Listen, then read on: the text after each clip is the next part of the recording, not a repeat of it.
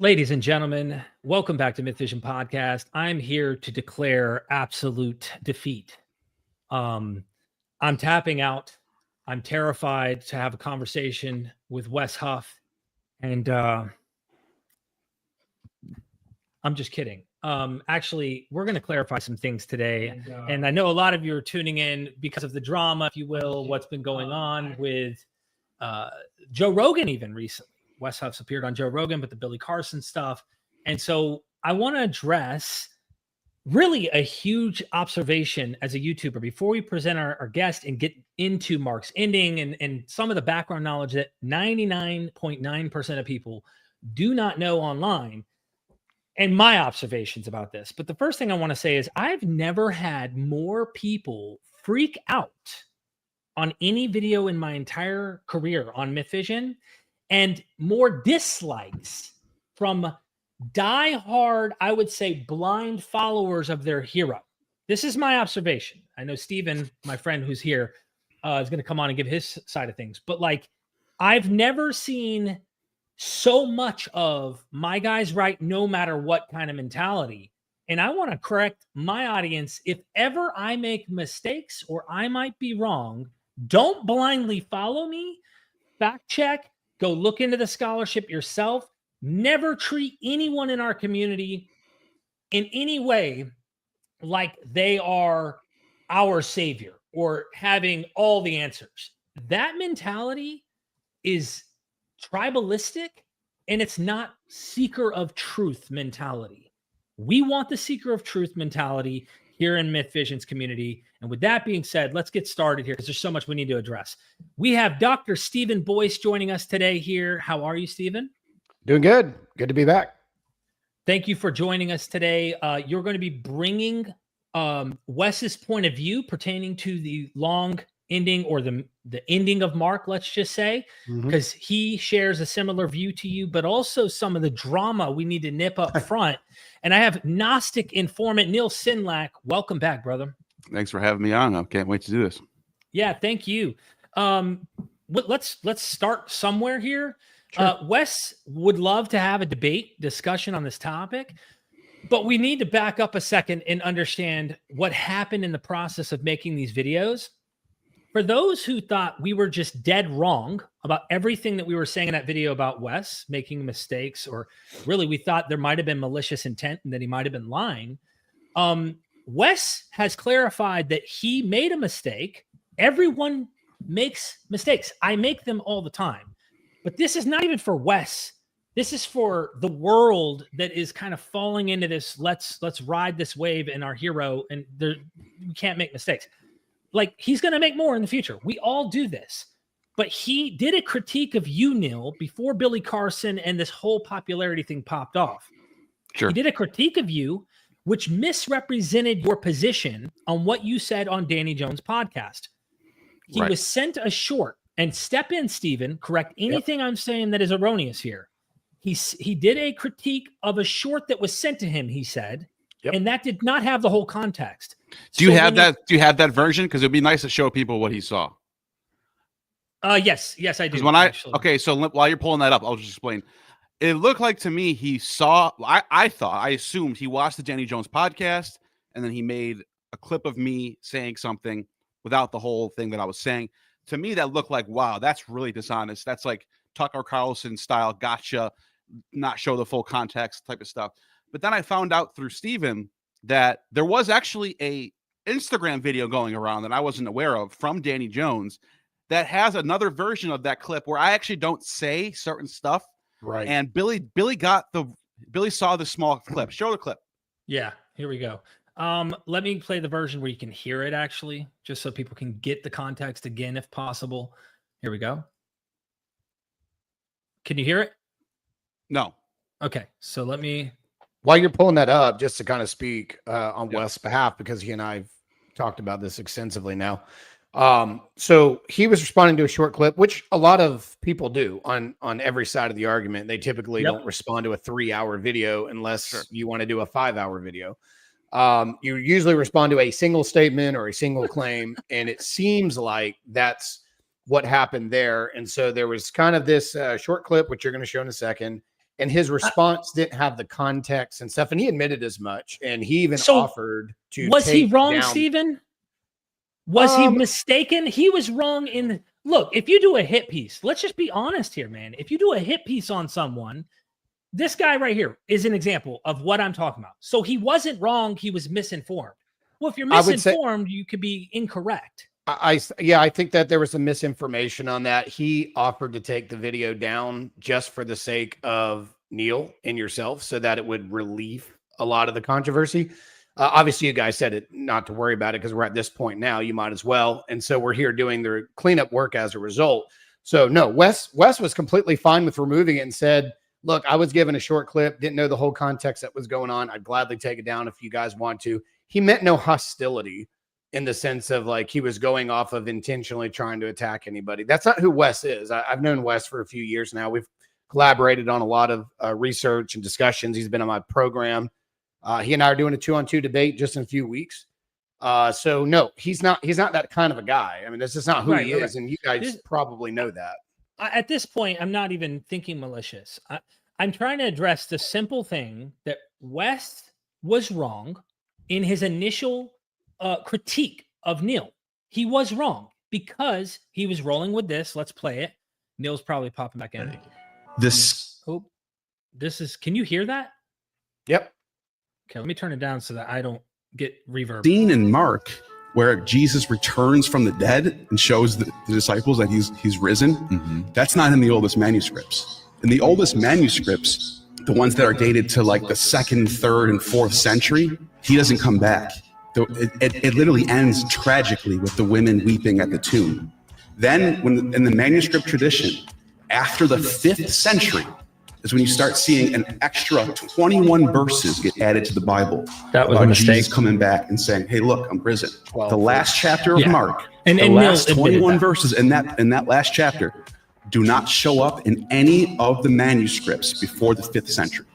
To you, what is the okay? So we can get pedantic, we can get critical into the weeds, and we will, and that's the stuff we're going to talk about today. But simply put, he was going off of that, which would mean he is misinformed, but would make erroneous conclusions, which would mean he was wrong or mistaken about his critique of what Neil had said in the whole context. Now, if he was picking something that Neil did say in that clip or something that was specifically in the podcast that he was critiquing, and I'm sure he has his critiques, then okay, that's not the problem. What happened was Neil was mostly wrong, but partly right. And he even used the word dishonest, okay? Which meant Neil was being not truthful. He was being dishonest, right? Well, we did a critique recognizing the flaws of what Wes was presenting based on what we saw, thinking he had the whole package. Like, he watched the whole thing. So this is why we did our critique going, dude, the guy's got to be being dishonest here. It's a lie. What he's saying is a lie because it's not true. Now, lie can mean bad motives. I can't read the guy's brain or heart. And at the end of the day, now that I know he was misinformed, he still burdens the responsibility for making that initial clip. And this is what I want his followers who watch my channel, who are commenting and cannot even see that even Wes himself is saying, look, I made a mistake. Can we get past that? Can his followers accept that Wes himself is saying, look, I made a mistake and I didn't know the whole context? And with that, I think he was willing to take down the clip because of the misunderstanding and everybody was on the wrong page. Second, what he did is he also went behind after I initially sent him the video of your response because he also misspoke on Alexandrianus and the response. Right. Which to me is minimal to the major point. But again, like just a second ago, Neil said 21 verses and he meant 12. And I'm pretty sure that he knows that. We all say things. And I corrected myself in that video too. Right. Yeah. But again, I don't have the whole video, so I can't. However, I want to make a point on that though, because go ahead. It is true that this does sort of absolve Wes from being a liar because he's not lying. He saw that clip and he responded to it. But I think it is a reminder to all of us that if we're going to do a video critiquing someone, we should probably do the research and look into what they said from the original video. I agree with that. Not saying that we should criticize him for condemn him for that. I've made this mistake before too. We So I'm all. just I saying. think he's going to do that from now on. And by the way, your error of 21 verses is, I think, was a slip up because there's 21 verses, including the long ending. So you just kind of mistake the numbers, Right. which is a simple mistake people make. But this would have, I don't even think Wes would have made that kind of response at all using the words he did, dishonest or mostly wrong. If he had saw the whole thing, No. he would No, have no, been he able to pick. Right. So he would have been pedantic about certain other details about interpretation or why he still concludes that he has confidence in the faith and all this kind of stuff. That I don't even know if Neil and me would even care to do a response to that because it's like I said if Wes's video would have been, this is mostly true, but here's the nuances that I think you guys should understand. I got no beef there. No beef. yeah. So that's the drama. Oh, go ahead, Stephen. No, I was gonna say that I think you guys are right. I think that the response of his video would have been primarily focused on claim or year or history, the things that we're going to be talking about here. And just so people in your audience know that are trying to defend Wes, because I can already see the live chat here. But You're friends with Wes. yeah, like so. Just know I'm actually on this platform because Wes is extremely busy. He's had thousands and thousands of messages sent to him in a single week to come on podcasts, be in shows, all that stuff. And most people don't know this, but Wes is right in the middle of writing a dissertation. So if anybody's ever gone through that extensive period, I mean, I know I did, it takes a lot of hours in draining and study and writing and editing. So he's busy. In addition to this being dropped on him, he's very, very busy. So he's not hiding from, I just want to make this clear. He's not hiding from you two. Yeah. He was actually very supportive in saying, look, I go represent, I know you represent my position, etc. So I'm kind of here because I'm friends with Wes and I love talking anything, manuscripts, history, and gospels. You have a PhD as well, if I'm not mistaken, right? Yes, sir. Yes, sir. I did my PhD at Louisiana Baptist back in 2000, finished in 2021. On the Gnostic Gospels was the primary form, but obviously doing Gnostic Gospels, you have to do canonical Gospels too. So this is a fun discussion for me, no matter what. I don't look at this as a hostile discussion. I look at this as fun. I look at this as interesting. Same here. Same here. Now, of course, we're going to have our opinions. We're going to throw out our questions. We're going to press. We're going to have fun. This is not a debate. It's a formal. It's like a discussion, but we're guys, right? So we can press and push back and stuff. And I know Neil has a lot to bring.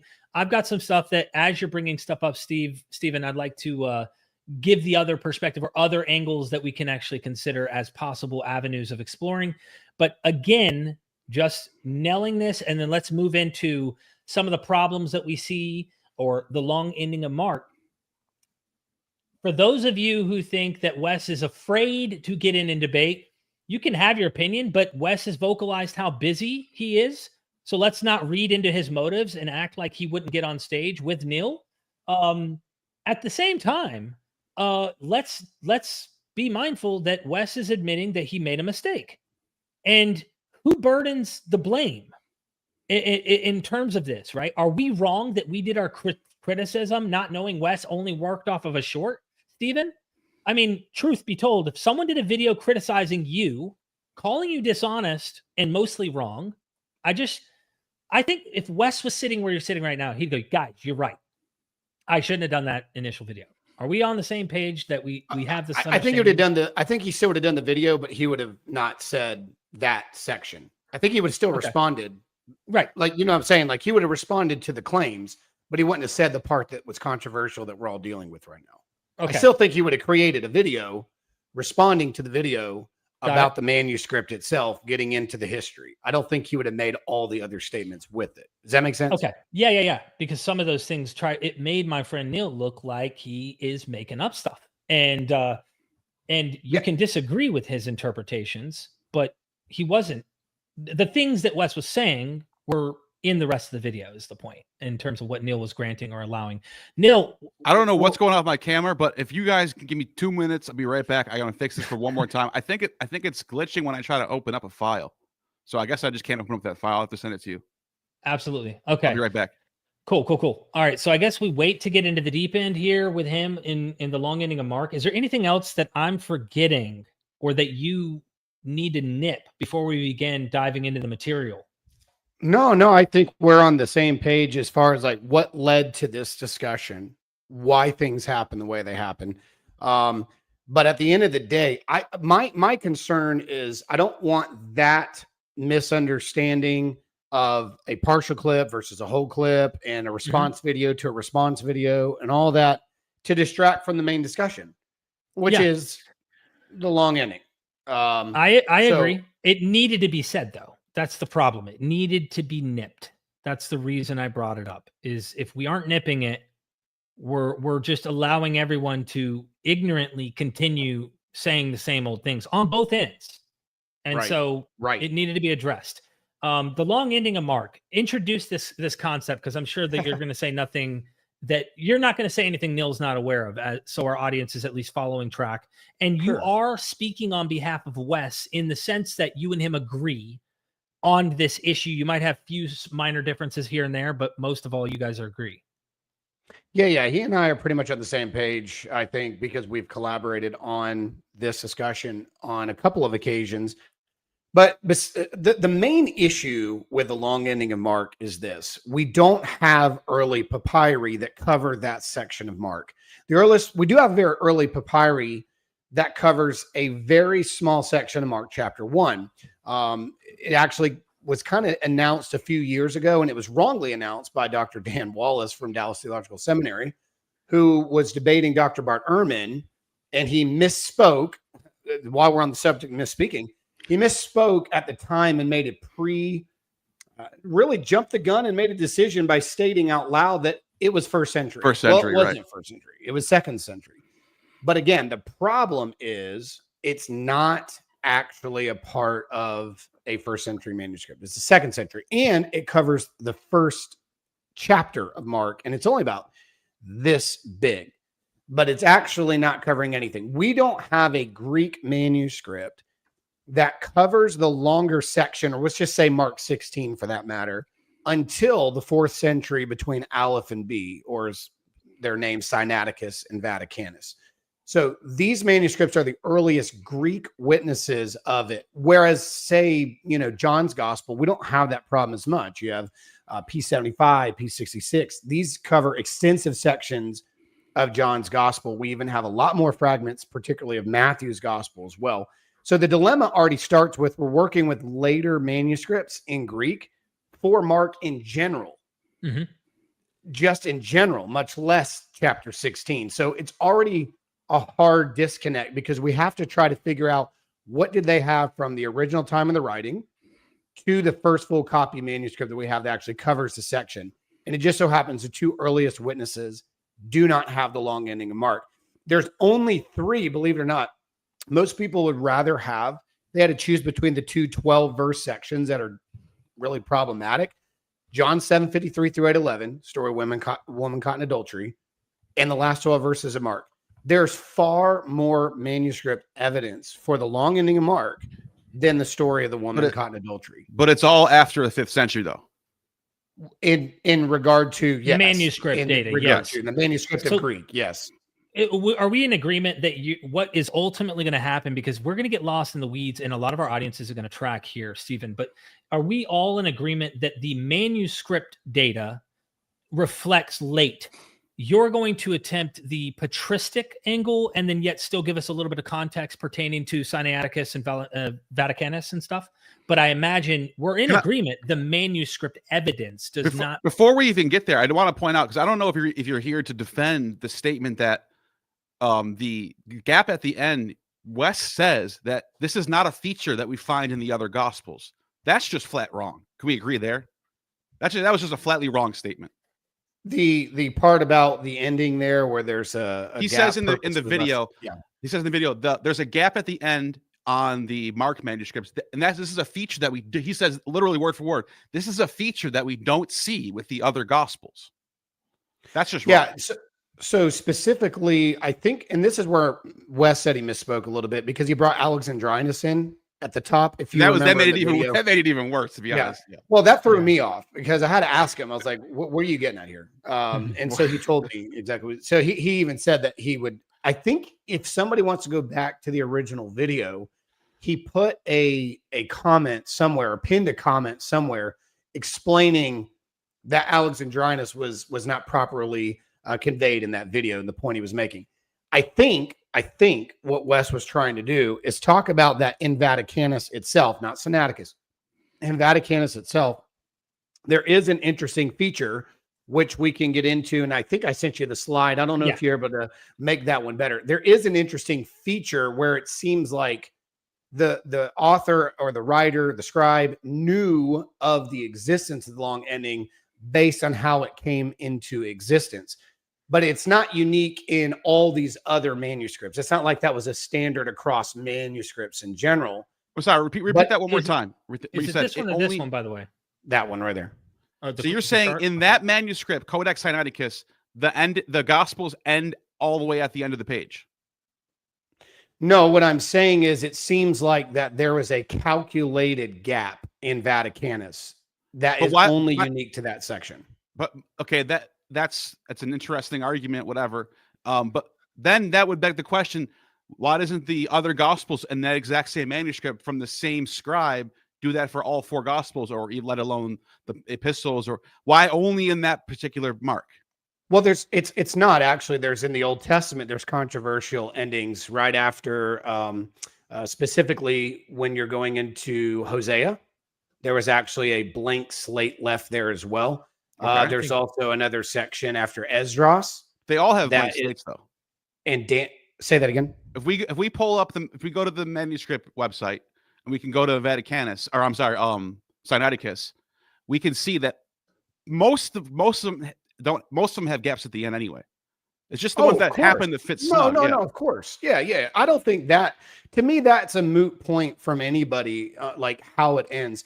The question is there are unique features, though, in Vaticanus that have been observed, particularly in the Old Testament. Because remember, Vaticanus is not just a New Testament manuscript. For example, at the end of Daniel, there is an interesting ending there, and we assume a lot of that's due to the connection of the Septuagint, which has Bel and the Dragon after the main actual section. Even if I granted that, even if I said, for the sake of argument, let's say you're right. The thing that Wes said was, this is not a feature we see in the other Gospels. He didn't say this is a feature we often see in some other Old Testament manuscripts, indicating that it might have happened. Like, that's a different statement altogether. So he misspoken, you're saying? But I think he would admit that. I think he would admit that, because I'm pretty sure that's what he was admitting. My point is it's moot because there's no controversy like this in John. There's no controversy at the ending of Luke. There's no controversy at the ending of Matthew that would create anything like this to be noted. I think what's being observed is the features. I actually have it right here now. I've got it pulled up. I'm looking at it. So there's a blank space before Psalms, which changes Vaticanus. So remember, Vaticanus is a 3-column. I don't know if you have a picture of. Can you pull that picture back up so your audience can see what we're talking about? Not necessarily for the feature that's on there, but it'll make the point. If you look on the manuscript, it's a 3-column manuscript. You got equal lines, usually, except for on an ending, like we're talking about. But if you actually go to the feature in the Psalms, it shifts to a 2-column manuscript. And then after the Psalms, it goes back to a 3-column. So there actually is a space in between. And that's probably, most people would agree, it's probably because it's going from 3-column to 2. You needed a whole new sheet to do that. You wouldn't want to go from a 3-column half. You can't go from a 3-column half page to a 2-column on the other half of the page. Obviously, you got to start all over and have a giant space between it. Neil, you should pop your regular webcam. Sorry to interrupt. Yeah, I don't know why it's doing this. I'm gonna have to do that, I guess. But I'll be. I thought he was just staring intently. I have a few things I want to say about that, but I'll just keep going. I'll be right back. No. The other one is there's a blank space before Hosea. It's a production scene where a copyist was working and attached actually another copyist work into it. So there's also one at Hosea, and as I mentioned, there's one Daniel when it concludes with the story of Bel and the Dragon. There's at the end of it in the Old Testament portion, and there's a blank space here in Mark 16:8. I would have worded it this way. I wouldn't have said this is unique as it relates to the other Gospels. I would say this is consistent with only a handful of other places in Vaticanus where the scribes seem to know or need extra room for a greater purpose, like the ones I just talked about. Psalms going from 3 to 2 column, or Hosea, or Daniel, because most people at this point that were in the Greek-speaking world, because most people didn't know Hebrew in the New Testament churches, they were using the Septuagint. The Septuagint Daniel has not just Daniel, it has Bell and the Dragon, it has the story of Susanna, it has a story of the 3 Jewish boys and their song. So if a scribe knows there's an extended section of Daniel, they do not either want to A, include it, or B, include it with some sort of, we want you to know there's a problem here. They're going to create a feature in order to supply one of those two stances. And the argument that I think Wes was probably trying to make is, I think, is that in Mark, this was a calculated decision by a scribe who knew of an extended revision, just like in Daniel, just like in sections like Psalm 151, there's an extra psalm there. These extended sections required either, and you got to remember, let's talk about Vaticanus for a second. Vaticanus was a created manuscript that was meant for public use in liturgy. And maybe somebody doesn't know what that means. What that means is it's a manuscript used in a worship service at the gathering of the saints, where they're doing their gospel readings, their Old Testament readings, their Pauline readings. So Vaticanus is a created manuscript. It's a giant manuscript that would have cost so much money. This isn't something people just carried around. Do we know if it's the same scribe that's doing Psalms, that's doing the New Testament Gospels? Wouldn't it be more than one scribe? Well, that we believe that there's about 3 total people that worked on Vaticanus, and possibly more. It could be that there was actually a dictating leader of the project with multiple hands on it. It seems like the first and second scribe are around the same time. The third scribe is definitely later, just in the style of writing and his corrective notes. Okay. But it seems like the first 2 are definitely there. I personally think that it is probably a class of people that are this is a beautiful work. I mean, this isn't it's a church Bible. Look at the manuscript in the background. I want to bring this up real quick too. This is a good point because we're talking 4th century now with these two major church. So I wouldn't be opposed to the idea that they knew about a longer Mark in the 4th century. Come on, that's really late now. Right. So which means I'm not turned off that. I'm granting that this is possible. the potential, but then it's still lacking in Sinaiticus, which is strange and odd that it's not in there. But maybe they had a different agenda or a different interest in it. I mean, we know that many manuscripts did later, of course, have, and even they carried on a tradition where they sometimes didn't include it, and then they had shorter endings. And that just points to the fact that the original Mark manuscripts probably don't have it, and there was some sort of alternative ending floating around in the church father tradition. Well, I would say when you look at Sinaiticus and Vaticanus, they do differ at some points, but some of the major readings, they're harmonized very close. In fact, I think they have a very similar origin. Some people used to argue that Vaticanus goes back to something even more simple, to like the 2nd century. Because if you actually compare Vaticanus to a papyrus manuscript, P75, they are in harmony a lot. P75, and some people date, that's actually a broad date. Some try to date it as early as like 150. Some have it as high as 250 and even later. I kind of meet it in the middle. I think it's somewhere around 2. But if you look at the papyrus manuscript 75 that covers just sections of the gospel like John, and you compare it to Vaticanus, it's almost like they're in the same family. That actually indicates more what I'm just saying, that Sinaiticus is trying to go with the earliest version that they can find. They're going with the manuscripts. They're going with the if what you're saying is true, that it lines up with 2nd century manuscripts, then that highlights my point. This is also important for context here. You nor Wes are arguing. I mean, you have an interesting, I would say we're going to disagree right up front because this is something we'll get into about, you think the same author later wrote this, but you nor Wes are arguing that ending was original. It did end Wes in doesn't think that. I know. And that's another, and I'm glad that he actually says that too. But that, to me, that was the entire reason why I brought this up to Danny Jones in the first place. I wasn't even trying to say that Mark doesn't have an original ending or that this is some hidden thing that I discovered myself. My whole entire reasoning for bringing this up, because Danny asked me, what is the biggest misconception about the Christianity?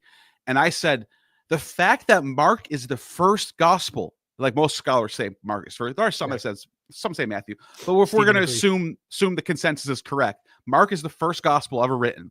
That means the first time, or at least we have data of the first time that the story about Jesus is told to a wide audience in the Greek language, they don't include the physical touch body, resurrected body of Jesus in the flesh. They leave it up to you to sort of decide what happens next.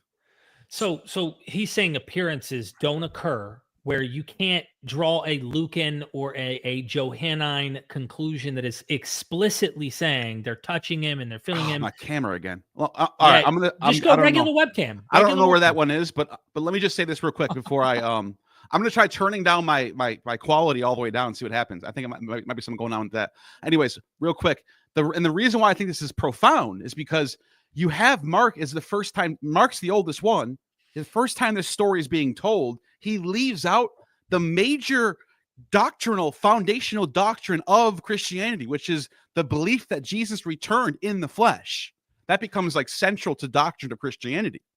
I would caveat that with, based on the earliest witness we have, it appears to be that way. But I would say if the first copy of Mark was, say, as old as P66 and P75, where we could actually corroborate them, because there's like Story of the Woman Caught in Adultery, places like that. You know, you look at those, we're looking at 2nd and 3rd century manuscripts with more than one witness that can be corroborated together to show that they actually didn't have it. So we can actually see it was probably developmental. Same thing with other sections, like in John chapter 5. We can see where developments happen through scribal insertions. It's, to me, I'm not, by the way, I don't defend the long ending as a part of the original publication of Mark. So just let me plug that in there. Nor does Wes. I have a nuance to it, but I don't believe it's in the original publication. My argument and caveat to that, and I agree with a lot of what Neil just said. Like, so hear me say that too. The only caveat I have is we have, even if you date Mark to 70, you still have almost 300 years between the first witness and the actual original writing. So there is the potential of deletion, insertion. We know there were actually insertions in between the time, and I'm holding in my hands, and I'll try to hold up my best here. Derek, tell me if I'm doing terrible. Yeah, let me put you on full screen. Sure. This is manuscript Codex. Whoops, didn't mean to do that. W, Washingtonianus. It's actually in Washington, D.C. It's in a vault. Unfortunately, they only bring it out a certain amount of time years. When I was working with, I'm hiding. Yeah. This Come is close to it if you can. I want them to see how pretty that handwriting is. Let me go back to the last page here, since we're all about last pages right now. If I could only get my handwriting this nice. This is a facsimile, which the order is pretty cool because it's Matthew, John, Luke, and Mark. Mark's actually at the very, very end of the codices, and that's the last page. It does have the long ending. This is 5th century. But it has a unique feature in it as well, and it's on the page right before, on the leaf, I should say, to be more specific, right before. It's called the Freer Logion insertion, and there's actually a section in here, and Jerome knew of its existence. And in this text, there's actually this little section on the side where Jesus is rebuking his disciples for not believing the report of the women. The disciples turn around and blame the devil. And Jesus puts this proclamation and condemnation on the devil himself. And then it goes right back into what we already have. So my point, Derek, is that we know there are insertions that were already happening in between the first witness, because Jerome said that he knew of this reading that we call the Freer Logion. By the way, just really cool why we got it here. This is one of the first manuscripts that actually has paintings of the gospel writers. Unfortunately, at the beginning of the leaf over here, it's torn off a little bit. You got Matthew and John on the back page over here. These are more clear. This is Luke and Mark in the manuscript. And I got this facsimile when I was working with one of the librarians at the Smithsonian during my doctoral work. Very, very expensive, very, very nice. So love this manuscript. But my point goes back to this, Derek, that there were already, if you want to call it, additions and potential subtractions happening between the original writing and the first full copy. I don't think we can just take Vaticanus and Sinaiticus and say, that's it, that's all that matters. And here's the reason I say that. And I know, and I agree with Derek, most of these are later, but we don't have a single manuscript outside of those two and one later medieval manuscript that lack it. 99% of the manuscripts have it. And that comes to the argument of jurisdiction. because if it were just simply one location in the world had something versus everybody in different locations, because remember, manuscripts weren't just being pulled up in one location. You have Eastern, you have Byzantine really influences on manuscripts. You have a more Alexandrian, Egyptian influence. Even some would argue that Origen brought in some sort of Caesarean influence, because once he was banished from the church in Alexandria, he went to Caesarea, and the way he started quoting scripture started having differences and nuances in it. So people ask the question, was Origen using a different form? Was he using a different manuscript? If I may, I want to butt in just because there's a lot there, right? There's so much. And let's back up. I do not like to step on people while we're talking. I'm not interested in being combative at all. I would just say that when we're dealing with later material, especially 5th century, 4th century and beyond, you're already talking about political Christianity that's already now becoming very popular in the empire. And this stuff transmitting or even being spread is, especially once they've solidified a tradition, it would be a no-brainer to me that most medieval manuscripts or any later manuscripts would have the longer ending. And this goes back to my personal hunch. Why the ending at all? Why the short one? Why the third one? Why the long one? Why? There's like 5 of them, but like the main 2 are the long and the short. And why? And to me, if I were reading that text and I didn't quite understand maybe Mark's intention, it completely could be innocent later. I'm finding these other traditions. Luke, as you point out, that long ending has Lucans, has Mattheans, even Johanna. And we should get into that, because this is a very important point, that it's a bit conspiratorial, but you don't have to read it in the worst light. You could read it in a light of going, we have this belief already that we see in these other gospels, especially a far more popular one, the Matthean one, that we like more, and it at least has appearances. We need Mark to also have this, not just him hint and say, he said, I'll meet you in the Galilee. The other thing about that longer ending is we're going to get into it grammatically, I imagine, or at least mention this. Well, before you go there, can we just engage that a little bit? So please. This is the issue I have with the section here of that remark, because if one location lacked it, like universally, Coptic, Greek, or even Syriac of some sort, and then Byzantine had it, it would be absolutely clear that one side of the world is trying to push this long ending in. The fact that we even have a lot of Alexandrian, the same region these manuscripts were created in, that do have it, would require some sort of global council or conspiratorial setting where they all come together and say, we need to insert this for it to be universally everywhere else. That's the part that guys like James Snap, who is a scholar on Mark 16, and he and I are similar but different on this issue as well. But it would take a lot. This is why I say I don't think it's that simple, Derek. Like, in the sense, I'm not saying you're wrong. I imagine it's messier. No, I imagine it's messier. Because it would require a lot of regions to be just conveniently inserting it, because we do have Alexandrian texts, including Coptic, that do have it, where these 2 don't. So, okay, let me just make one comment about this. For me, in my view, right, I'm looking at this going, we have a lot that don't have it. Sure. And even when the case is being made what do you mean by a lot? What do you mean by a lot? Well, I'm saying the manuscript data that we have, like the manuscript evidence, the early stuff we have doesn't have that. Then just we 2, do though, get right? it. Well, Vaticanus and Sinaiticus.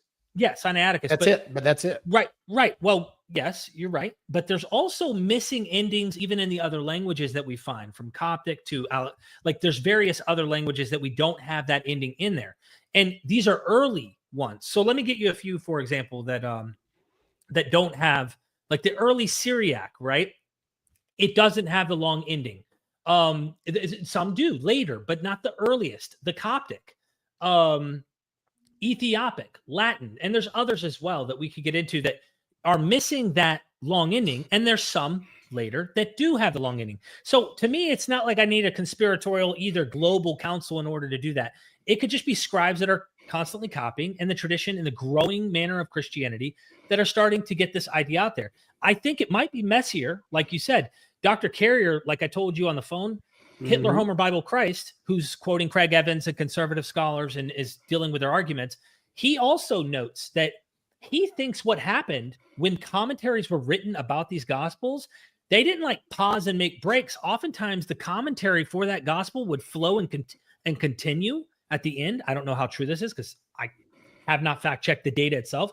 He thinks that this ended up being an accidental interpolation into the ending of Mark due to a commentary from a Christian who's making remarks about the tradition and making whatever kind of commentary remarks. But grammatically, even like there's little things that make red flags that this long ending seems to be coercively tacked on and stuff. So we share in some of the red flags because I note them and I teach them. I go through every single one of them. There is a weird abrupt ending in gar, which is a preposition, which is even improper, not just in English. It's kind of improper in Greek. Then there's this reintroduction to a character who's already been introduced, Mary Magdalene. So they're repeating the day of the week again. Right. Just a few days.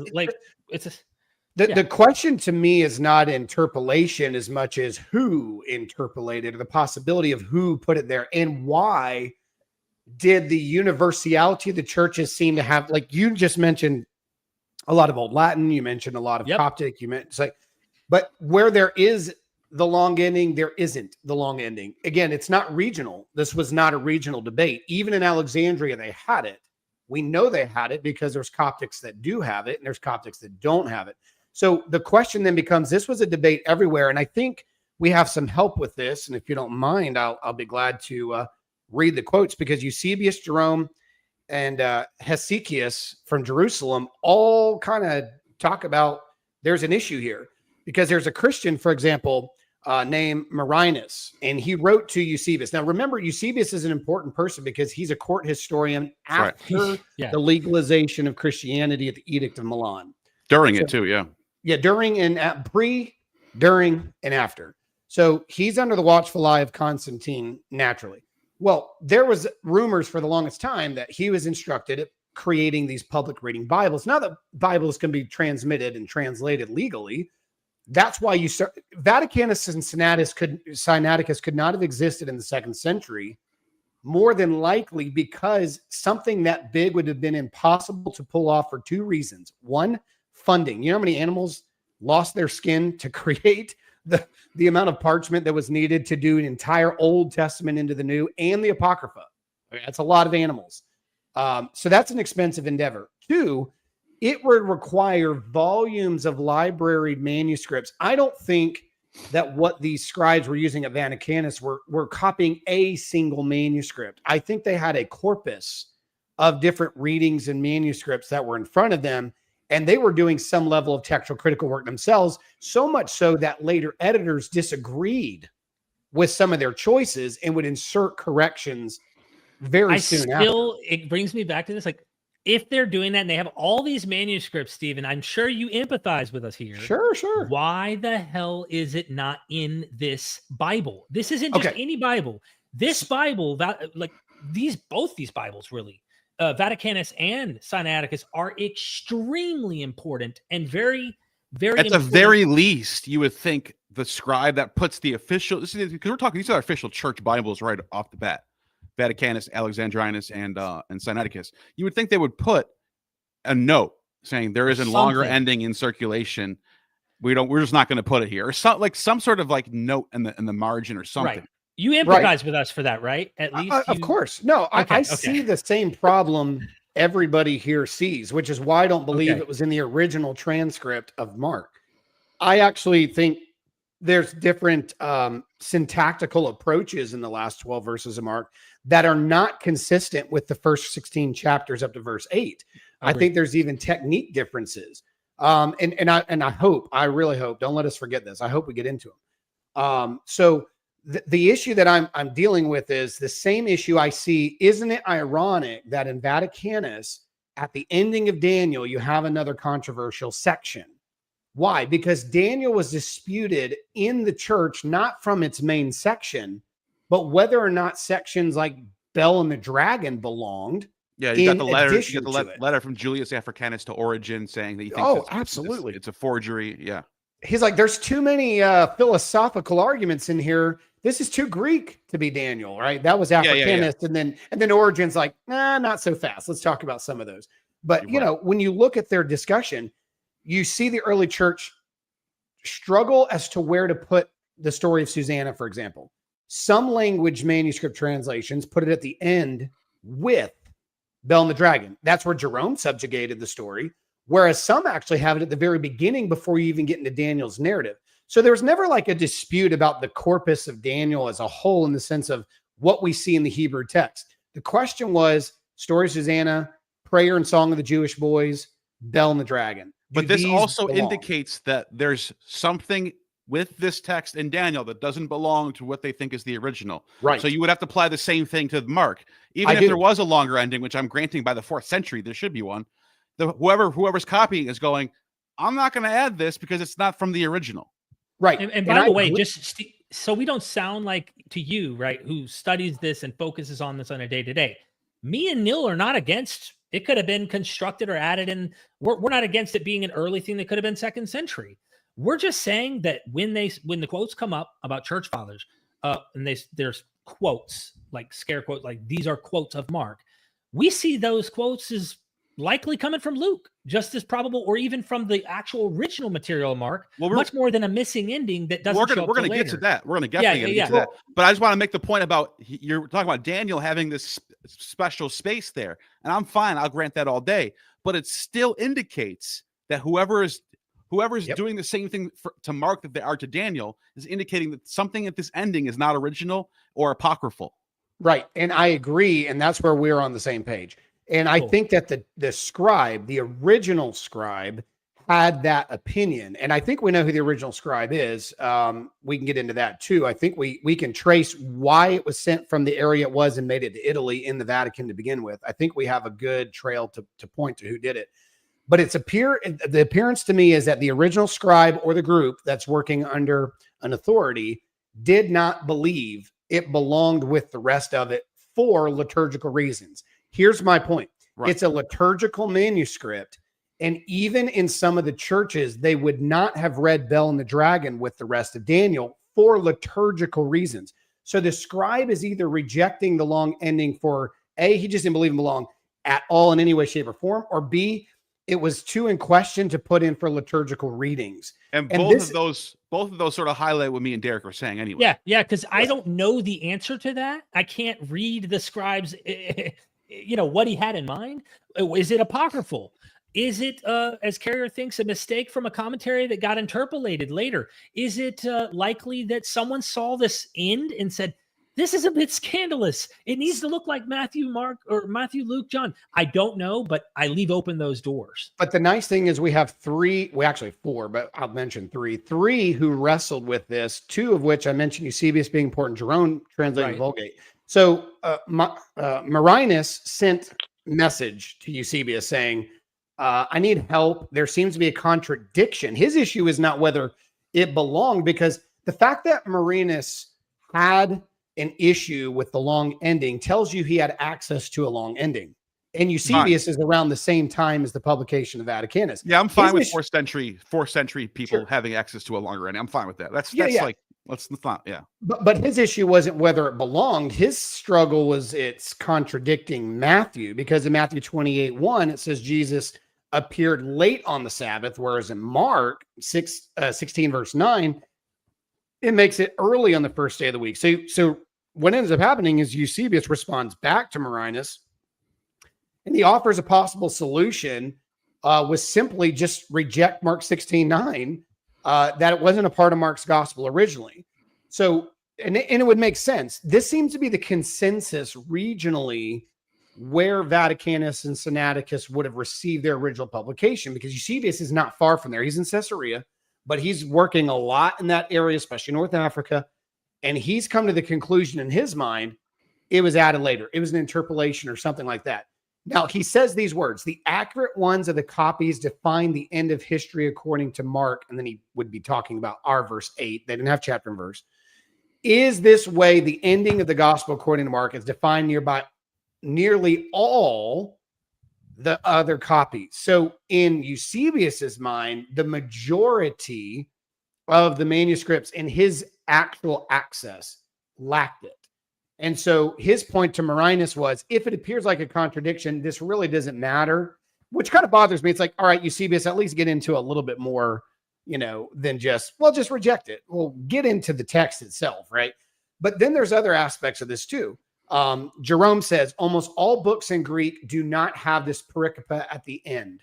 So his perspective is it doesn't. Now, remember, Jerome is summarizing a whole section of different documents. And just like Eusebius, Jerome recommends that verse 9 through 20 should be retained. That needs to be acknowledged. Just like he rejected Bel and the Dragon, but thought it should have been retained in transmission. Mm-hmm. He did the same thing. The Latin Vulgate does include the longer ending of Mark, although Jerome doesn't believe it's necessarily representing what was the original form of Mark. Yeah.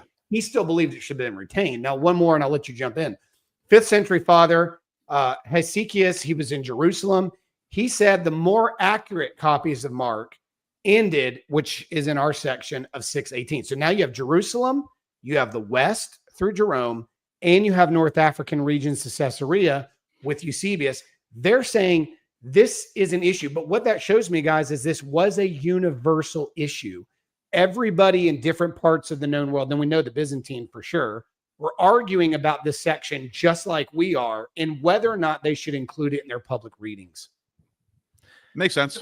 And Eusebius is the man with all the sources. I mean, we have in his preparation for the gospel, Preparatio Evangelion, that text has fragment sources in it that don't exist in anywhere else besides Eusebius. And we're talking about like classical 600 BC. Even I think there's even some like Bronze Age quotes in there and stuff from Sancho Nieta and all those guys that trickle down and they make its way into Eusebius, and it's only in Eusebius. So this guy's got access to a lot of sources. Either that or he made those up, or someone made those up. But that's he's also known for forging a lot of stuff too. So that's another thing. But before we get to the church fathers citing from Mark, I do want to make sure we're clear when Wes, because I had to go and plug in a new camera. When Wes said this is a feature that we don't find in the other gospels, we're all clear that he made a mistake on that part, right? Yes. I think, did you take him to mean that just for Vaticanus or other manuscripts too? My impression was he's basically saying that there's a gap at the end of Mark in these manuscripts that we don't find in other gospels in those same manuscripts, which is just false. That's what I took. That's what it sounded like to me. Sorry, Steve. To clarify, was he trying to make the case? Was he implying James Snap's position about this calculating that one spot? Is that the only? So he was trying to. But he also says, though, Derek. He also says this is a feature that we don't. If you want to play the clip, I can show you what I'm talking about. Do you have it? No, I do. I'd like to hear it again just so I make sure I hear it right. Do you have it? Yeah, I've got the video. Let me just pull up this video to play that, because we have it in our recording that we did responding to Wes. It's worth at least highlighting that. I just want to make sure that I'm hearing him right, and then I want to hear what you think he meant there, and then we can go past it. No, I got you. I'm pulling it up. That was the biggest thing I disagreed with in his entire video. Yeah, by far. Get it. Let me pop it back here. Okay, is it at the intro? The intro that we made now? I think it was in the intro. Yes, it was in the intro. Yes, you captured it and used it as like a. You can play the intro and we'll hear it. Yeah. Okay. Cool. Let's just play the intro then. Of course, it's. You got famous. Why is it coming? You can hear that, right? I can hear it. Yeah. Okay. Overnight for showing that Billy yourself lying about the Sinai Bible. Here you are lying about the Sinai Bible too. The earliest copies that leave out the longer ending have an unusual feature. The copies of these earliest manuscripts leave deliberate blank sections, a feature we don't find them doing at the end of the other Gospels. The top manuscript. All right, pause it. Because we already discussed the Alexander stuff. That was my big contention, was like, wait a minute. All the other Gospels have a gap at the end. All of them do. So what did he mean by that? He admitted he misspoke there, and including with Alexandrinus. So I think, and then that's what I was saying earlier, and I know you had to jump off a few times. Yeah, he missed some of that. Yeah, so that's what I was saying. I think that what Wes was trying to say was if he was following Snap, and he didn't tell me he was or wasn't, if he's following Snap, he's referring to just Vaticanus with features like I was just sharing with you after right with the Hosea, Psalms, going to 3, column to 2. I would imagine that's what he was getting at. Now this is that exact ending, right?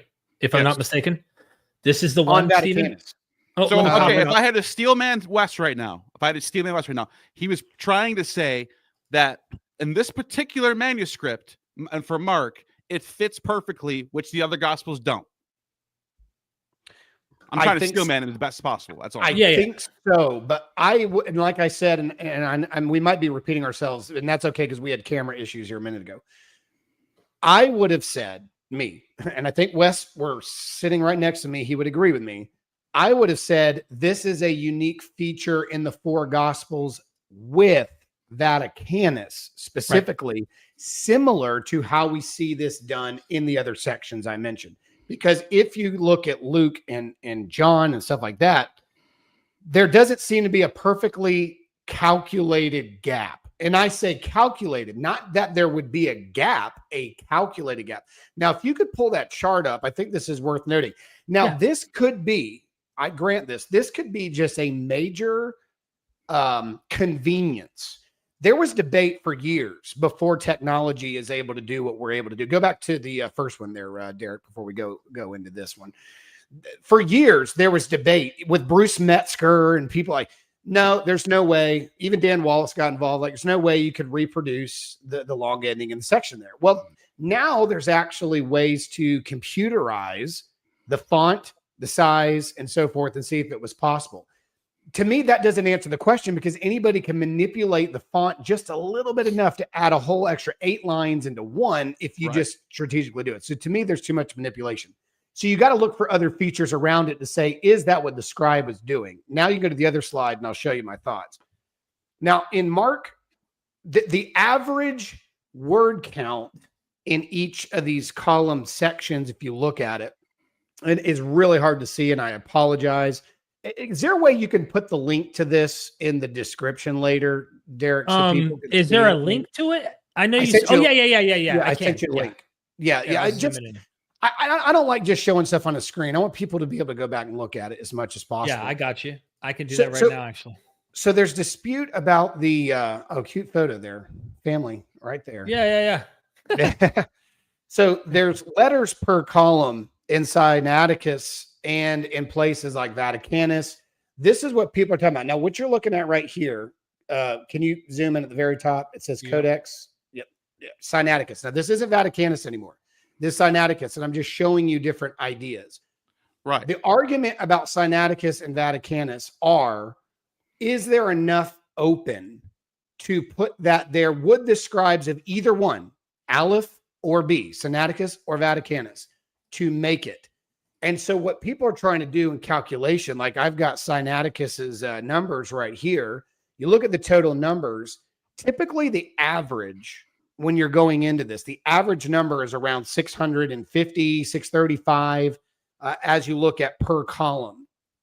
Once you start getting closer, it's interesting. Once you start getting closer to the actual long ending, you'll start noticing the words. If you go to Mark 16:2 section and up, or 15:17, you got 592, 593, 604, 605. They're under the number of average. And then when you hit Mark 16:2, it's at 552, which is almost 100 words under the average. Then it lands with 37 on the gap. Then it starts Luke's gospel on the same column, right? And it starts with the normal average, 681, 672. Then it almost like it has to compensate. It goes straight up to 702. I thought you were going to say this. I had a feeling this is what I thought. I was trying to steelman you guys. I see what you're saying there. But there is other examples of other books. For example, Acts in Sinaiticus has the double gap too. Yes. No, right. My point is the gaps are intentional. But it's not always.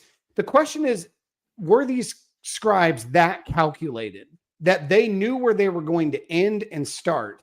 And if these are major debated sections, would a scribe, let's leave Sinaiticus, which we just showed, go to back to Vaticanus.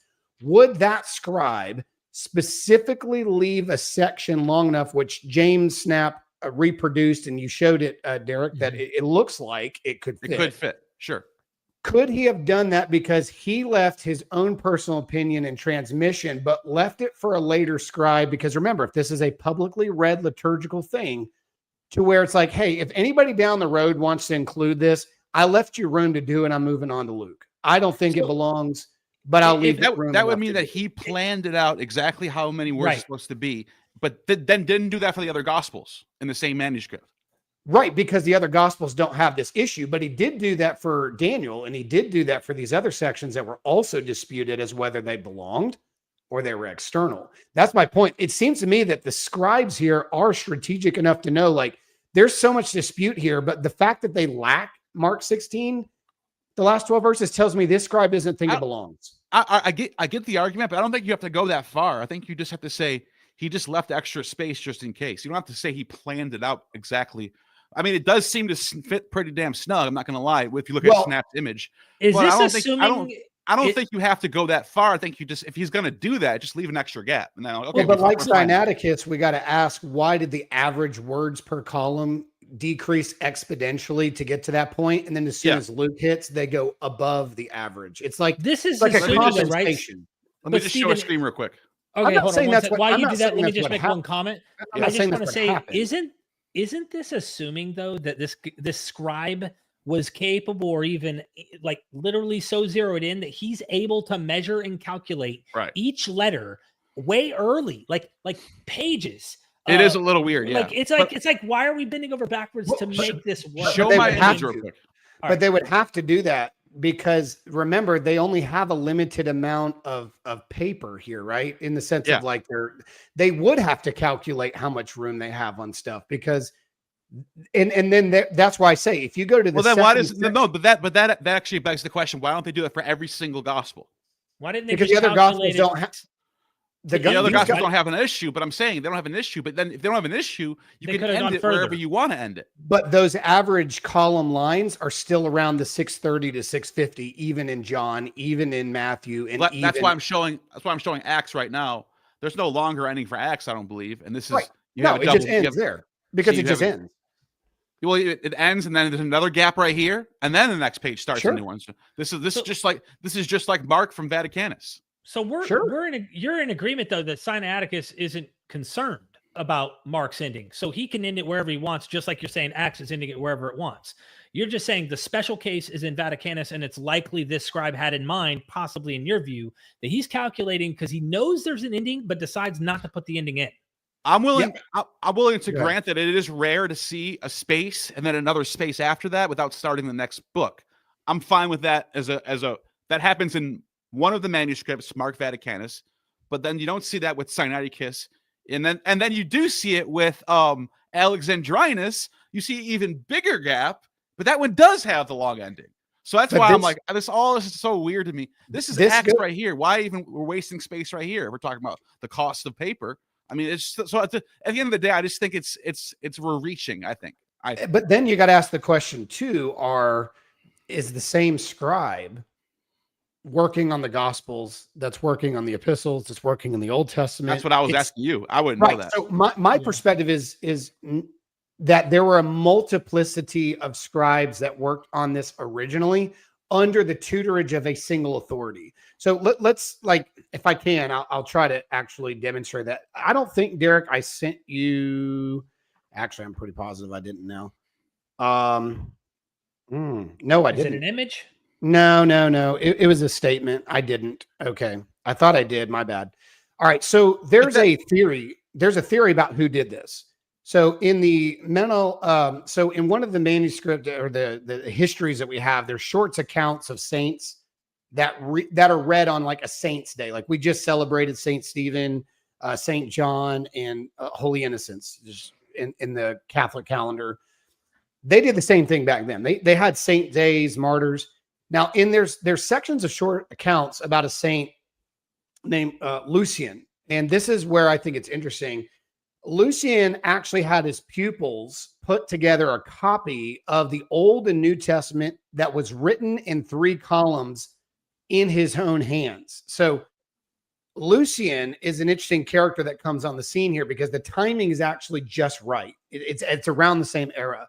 And we know because his saint day is either celebrated on January 7th, which is just coming up, some celebrate on October 15th. He had produced a manuscript, 3-column, Old and New Testament. Now, let's be real. At this point in history, not many of those could have been produced. Christianity was just legalized within a 30, 50-year span at best. I mean, if Sinaiticus and Vaticanus are 325 to 375, somewhere in there, this is really soon after Too Convenient. Now, Bruce Metzger talked about in one of his books on the history of the New Testament, he talks about the Lucianic recension in the Greek Bibles. Now, he refers to this report I just mentioned to you, and he talks about how the 3-column section of the manuscript and how it ends, even into different churches in Nicomedia and regions like that. And it's interesting to me that there's another guy named Bessarion who is actually a cardinal in the East, Nicaea, where the Great Council of Nicaea happened in 325. Around the same exact time, a lot of these things are happening. Now, it's interesting. It's not impossible to consider that the 3 columns that was referred to by Lucian in its format is nearly identical to what we see the layout of Vaticanus, and it was attributed to Lucian. So some believe that Bessarion actually took this manuscript, which was in that region of Alexandria, where we believe it was probably produced, and he would have been the one that took it back to Italy with him. And that's why it ended up in the Vatican to begin with. And it would have been a part of celebrating possibly him being a saint, the way it was used in liturgical form. It was beautifully done. It was one of the earliest representations of a full canon looking Bible that was used for legalized public reading of scripture, which was not legalized before. It could be that Lucian or one of these guys was actually the scribe, or as it says, he had pupils copy a 3-column. So this is either possibly Lucian's own copy or one of his students who are doing this. The question then becomes, did the student or did the master have an issue with the long ending? And did the same students work on everything from start to finish? I don't think so. I think that there were different scribes that touched the different points. Why would somebody want to go to 2-column versus 3? Why did they add additional pages in the Old Testament? These are questions that have to be asked. I don't think we'll ever know. I just think they're fun to talk about. And wouldn't you say that's the same case here with this exact issue that we're calculating? It's a fun, cool observation this guy's pulled up, but nothing's definitive here. I mean, this is all like we're trying our best to fit this thing into this particular. That's also why I thought it was funny how he put Alexandrinus on the screen, because that's like that one has the biggest gap out of all of them, and it ends up having the long ending on it. Wes actually agreed he agreed on that. Yeah. And you said you're the one that called him on that right away, right? I asked him about it because I was confused. I said, hey, what was your stance on Alexandrinus? And that's when he said, yeah, I misspoke. Because I was confused. I was like, what is this? Like, why is it on the screen? Right. Well, he doesn't say anything about it. She just shows it on the screen. I would not make the argument that this was a regular feature from manuscripts as a whole. I would make the argument that Vaticanus has unique features like this in disputable sections, and that would be expected in a liturgical read. That would have made more sense. Yeah. I think you would agree with that. I think if you were standing here, we'd say that's what I think too. I'm pretty sure. I think that the only quarrel or disagreements that I'm finding right now that, there's going to be a little bit of here and there that you might have in your mind, Stephen, is that you have a unique idea that you think the same author later, aware of Luke, which is its unique argument you have, is adding that kind of I guess if we want to be funny and call it an apocryphal added ending to Mark, you think it's the same author. And this is something that we would not agree on probably in thinking that Mark actually wrote that added ending. And then who wrote the other short ending too? Like these are kind of questions, right? We would probably want to ask, and who knows at the end of the day. But I think yeah, go ahead. No, go ahead. No, I was just saying, I think that the argument comes to, I leave it at this. I'm not dogmatic in any of these approaches because we don't know. I just try to come up with the best theories or possibilities that created this to begin with, because we have to come up with an explanation as to why not a regional church, but the universality of churches all had at least the revision or interpolation or this long ending. There has to be something that opened the door, because the churches, and we may differ on this, churches were very exclusive as to what they read in church. Very exclusive. They would only read either what they had already called scripture or from their bishops themselves. We know they read Clement of Rome's writings. For example, Dionysius in Corinth talks about how every Sunday they would read the letter that what we would call First Clement. They were very, very guarded as to what they would read in their public liturgy. They wouldn't just read spurious works. So let's get to the patristics then, because technically we didn't. Oh, go ahead. The earliest one is Justin Martyr. We start there. Go ahead, though. Yeah, because I think it's setting the stage. Correct me, Stephen, along the way, because I do not want to straw man you ever in anything that you believe.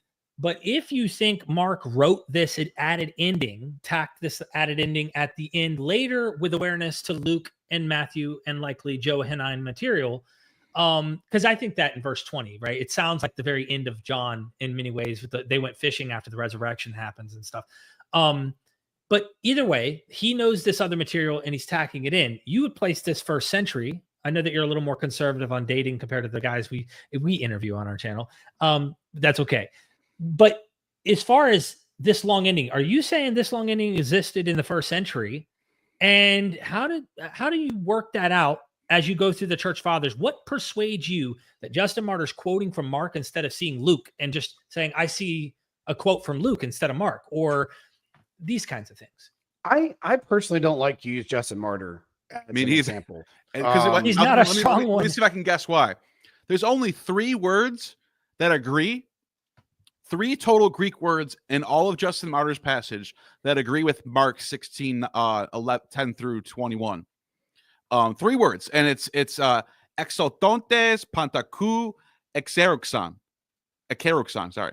And so that means going forth everywhere preaching. But it's also not in the same order that we find in Mark. A little bit different ordering. And then those 2 words, or 3 sometimes, specifically the 2 words going forth preaching, exodontos pantakou, you find that in Luke. You find that there's a passage, I think, in John, but it's also earlier in Mark 6, where that phrase is thrown out there.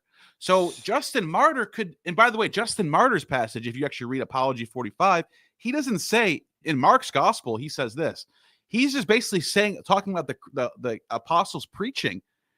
We have no indication that he's talking about Mark, let alone the long ending of Mark. He could just be mixing the gospels together for all we know. And then another thing too, I thought about this too.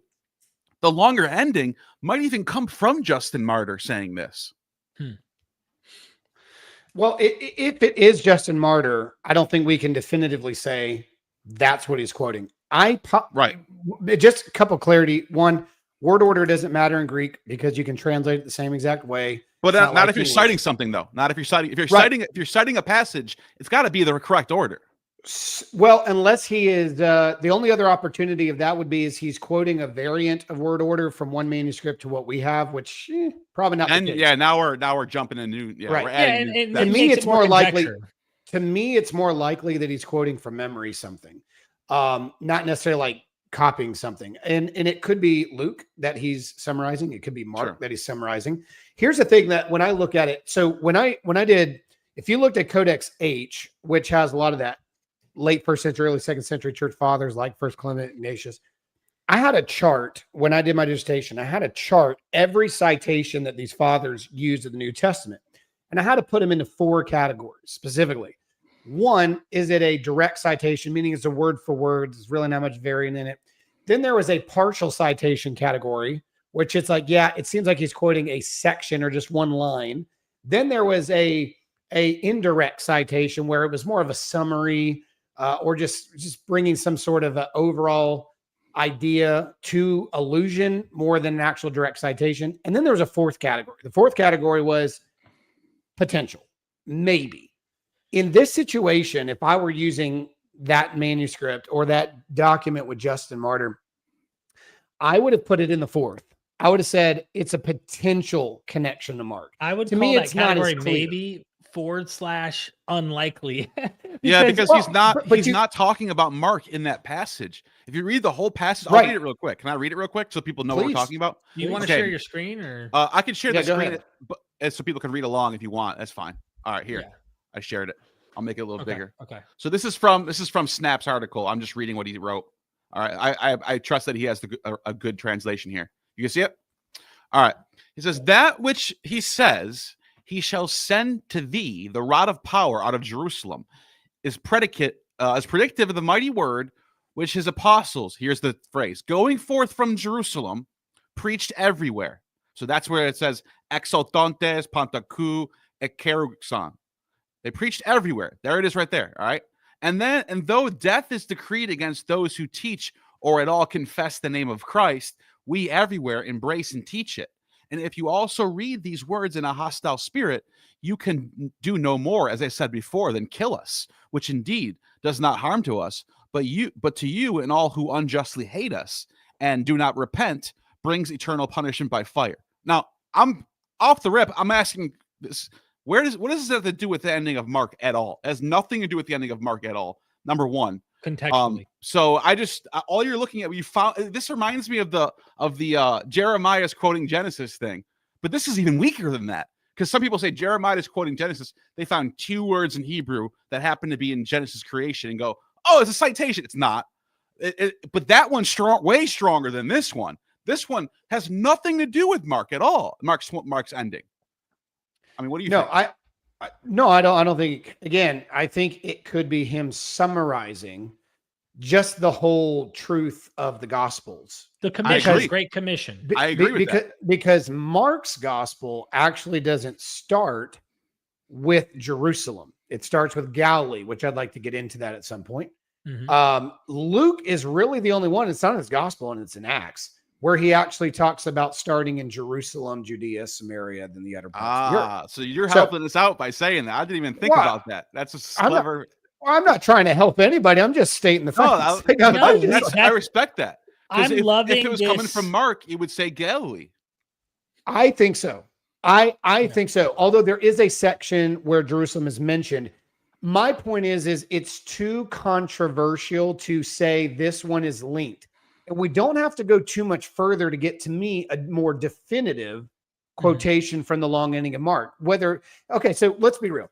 Justin Martyr versus Irenaeus. Does it really matter as far as like a timeline to if somebody's trying to prove that the long ending existed before Vaticanus Sinaiticus? Irenaeus is just as viable of a time, late 2nd century, as it is middle 2nd century. We really don't put much weight more on Martyr over Irenaeus. Not in my opinion. Irenaeus and Martyr are both 2nd century fathers. One's just mid, one's late.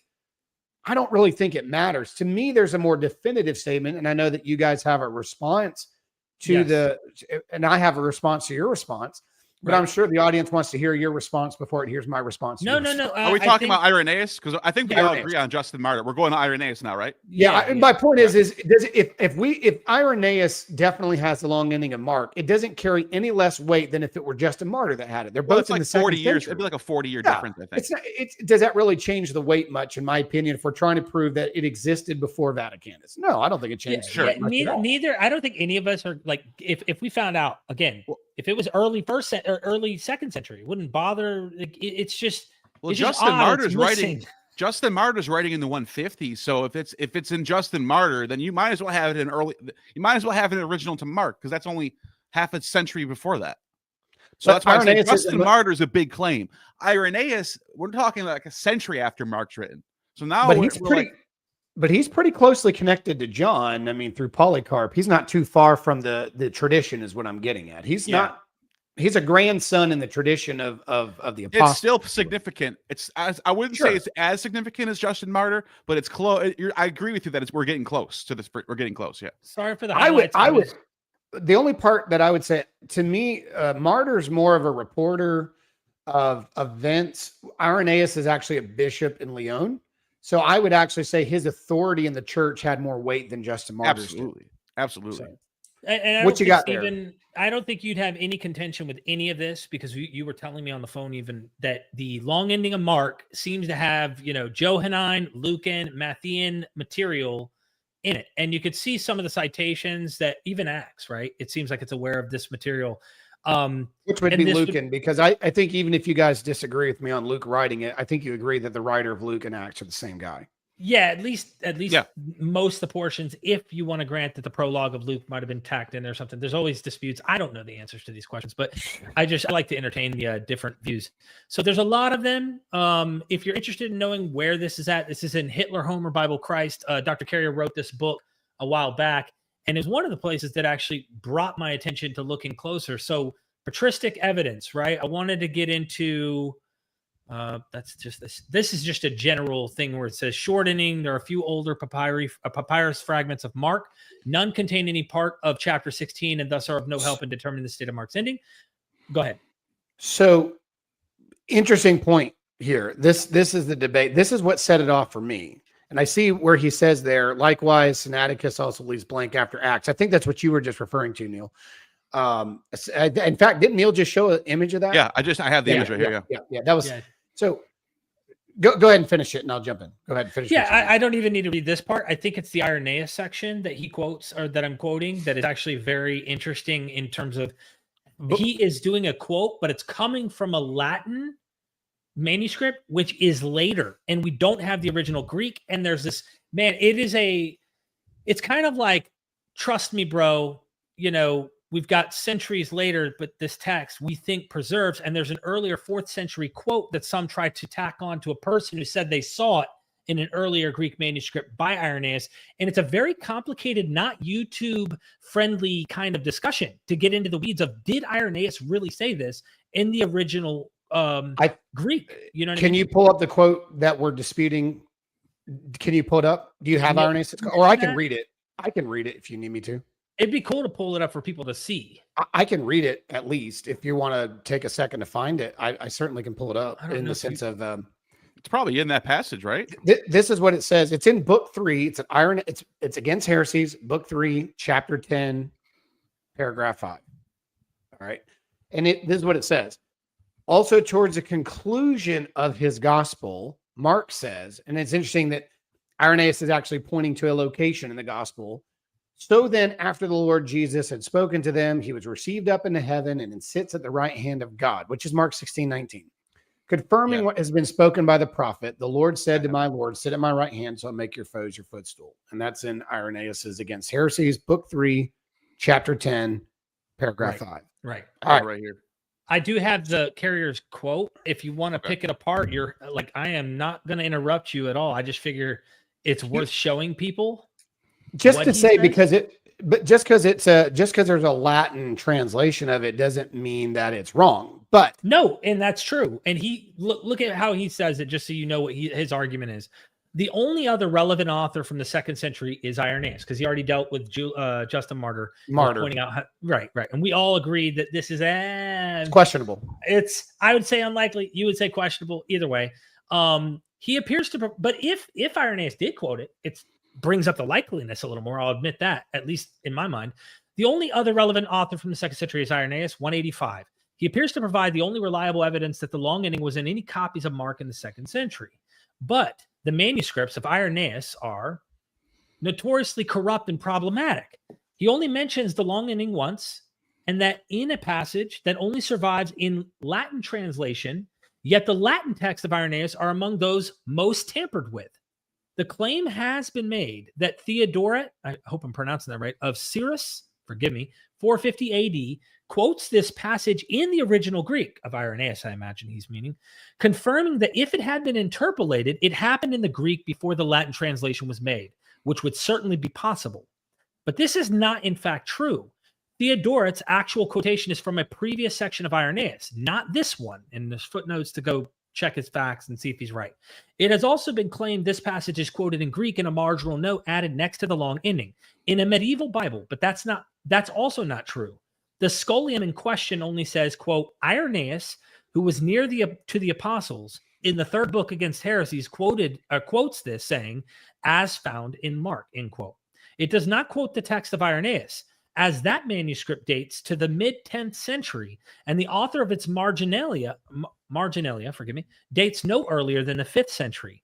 This testimony confirms nothing for the reference passage could be an interpolation made anytime in the 200 years or more after Irenaeus wrote, even in the Greek.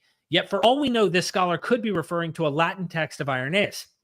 So we have no Greek text of this passage. It exists only in medieval Latin. Certainly on its face, we would still accept this passage as confirmation that Irenaeus' copy of Mark by the late 2nd century contained the long ending. But there's a persuasive argument to be made that this passage was not written by Irenaeus, but interpolated, at least within 2 or 3 centuries or even later, quite possibly by accident. The passage looks like a marginal note added by a scribe. If we're going to let marginal notes be added in other manuscripts, and I'm sure he has other examples that he gets into in the footnotes that you could point to that this stuff happens. He says, quite possibly by accident, the passage looks like a marginal note added by a scribe, intending to add to Irenaeus' arguments in that chapter. As there was no standard notation for distinguishing marginal notes from accidental omitted text, we have countless examples of such notes being accidentally interpolated into the text of other manuscripts. This could be one such case, and he goes on, as you see what he's implying. This is where I differ with Dr. Carrier, and he and I debated about 3-4 years ago. We had a good discussion. But this is the assumption that the only surviving text we have of Irenaeus that we have is what everybody else had. To me, that's a assumption because he's talking about specifically, think about it, it's Rufinus of Aquila who actually had the 4th century Latinized version of Against Heresies that I think he's probably referring to. And he may have said that earlier in the chapter. But it's Rufinus who's actually producing a Latin form of this. There's a couple of assumptions here. It's assuming that what we have is what only other people has. If only one copy was made and it was Latin, that wouldn't have been the case. Irenaeus is a key figure in that time. There would have been multiple copies, not only in Latin. We know it was done in Latin. There would have been multiple copies in Greek. That's why there's Greek fragments of Book 3 in Irenaeus, because there was obviously continual Greek copies and continual Latin copies. The people in the past were not looking at what we're looking at. We're looking at what survived through the portals of time. They had so to me, that doesn't make sense. So well, the assumption, just granting him without strawmanning his point of what you're getting at here is this. He's saying it's questionable we can trust that what we have that survives was original. Yeah, and we only have what we have, so we have to use what we have. But it can be corroborated, and that's the part I struggle with Dr. Carrier on a lot of things. What can be corroborated, he says, is conspiratorial a lot of times. I'm not saying here. I'm saying at times this has happened in my discussions with him, and that's not something I haven't said to his face. Like this is something like, for example, the marginal note in GA 72, which is the manuscript I'm pretty sure he was referring to. I could be wrong because I only know of one marginal note, and that's in GA 72. Did he mention that in that? You may have read over it. I didn't get into the footnotes. I didn't get into the footnotes. The only thing he could be referring to is GA 72, where it reads Irenaeus, who was near the time of the apostles, cites Mark, and then it goes into that section there. To say that scribe who's in GA 72, 10th, 11th century-ish, was actually dependent on what we're looking at is faulty. No, I get that. I get what you're saying. And that's an option, right? That's definitely like they had stuff we don't have. We have authors constantly quote stuff that we either don't have anymore, or we have fragments of, or we have variations or translations of in a different language that we know they had some copy of their own. But to be clear, what he was quoting, that marginal note was written in Greek, would not have been back translated from Latin. If that scribe was dependent on a Latin traditional text to insert that footnote in Greek, there would have been a back translation rather than a consistent translation with what was already in the Greek. My point is that's what you guys called questionable, or I called questionable. What's the term you used, Derek? I don't want to put word about unlikely, and that was pertaining to Justin Martyr, though. Right? But now I would use that same term here for Carrier's theory. Okay. Unlikely, got it. Very unlikely, because I think it's corroborated. And that we're looking at a fragment of what survived. Their availability would have been far more than what we even have. I mean, it's possible. Let's just say that this was there, that Irenaeus had this kind of tradition. It clearly, in what me and Neil would still stand on, is say it clearly didn't make the waves of inclusion amongst the manuscripts that we do have evidence of. It's not something that is so seriously taken that they needed to include it, or it was apocrypha. And then, hey, it's part of it, but it's not quite that significant in our tradition. So this long ending isn't as significant as the rest of the text. But then it goes back to, why would Irenaeus use something that wasn't somewhat reliable, even if he disagreed with its origin or something like that? Because the churches, again, he's using it as a statement of fact, similar to how a lot of them use the apocryphal text of the Maccabees. Some of them saw it as not a scripture like Genesis or something like that, or Jeremiah, but they still saw it as valuable and historical or something worth noting. So even if Irenaeus had the mindset of, this section I'm talking to you about is not, like, I don't think they thought the way we're thinking right now. I don't think they cared as much as we do about some of this stuff, because there's a lot of assumption. They already knew these things existed. They already knew. I just don't think they cared as much. My point to Irenaeus is, he at least accepted it as some sort of statement of truth, even if he didn't consider it original to Mark. Well, and he definitely has. If it was there in actual Irenaeus, yeah. Oh, you glitched for a second. Yeah, if it was there in actual Irenaeus, then yeah, I don't see any problem with that. Yeah, you're glitching again. Okay, so let me make one comment on that. What is the oldest or earliest surviving patristic or manuscript data that actually vindicates Irenaeus's quote, apart from we don't have the original, right? We don't have Irenaeus's Greek in this section. We have only portions of his work. Yep. What is the earliest historical data that we have from either patristic evidence or manuscript evidence that we can anchor it and know that that quote of the longer ending is in it? Well, if we're assuming the Latin tradition is correct, it'd be Rufinus in the 4th century. So it's 4th century. Okay. If we take that Rufinus's Latin is spot on, and all of its tradition. And then we obviously, like I said, there's even Carrier, I believe, is referring to, I'm almost positive that he was referring to GA 72 there, which is a 10th, 11th century footnote that was in a marginal section there. I'm almost positive that's what he was talking about. But then, so if you're dealing with Irenaeus, as early as, well, there's other things before that too. Snap argues for Epistula Apostolorum, which is around in between Irenaeus and Martyr, makes an allusion to it. Again, that's one of those things where I don't think it's a direct citation. In the early 2nd and 3rd century, seems like Hippolytus, however you want to pronounce his name, in Rome, around the year 230 to 240, somewhere in there, he obviously alludes to it. Vicentius of Tiberias in 250-ish. These are all examples that we recommend the audience go search, look up. And if you know Greek, even better. And, it helps. Just check it out. Neil, you got something on your mind? Well, there's also... Am I still glitching? No, you're good. No, you're good. You're good. I switched a couple things. Yeah. There's also the sort of drive from later scribes to fix what earlier church fathers were saying. And something that important, we have to be open to the fact that there probably could be room for interpolation in someone like Irenaeus, who's one of these very early on authoritative bishops who's writing about heresy, who's, if he doesn't align with what we're saying, something needs to get fixed. So I'm not saying that you could use that to prove it's not there, but I'm saying when we're looking at manuscripts that are past the 4th century,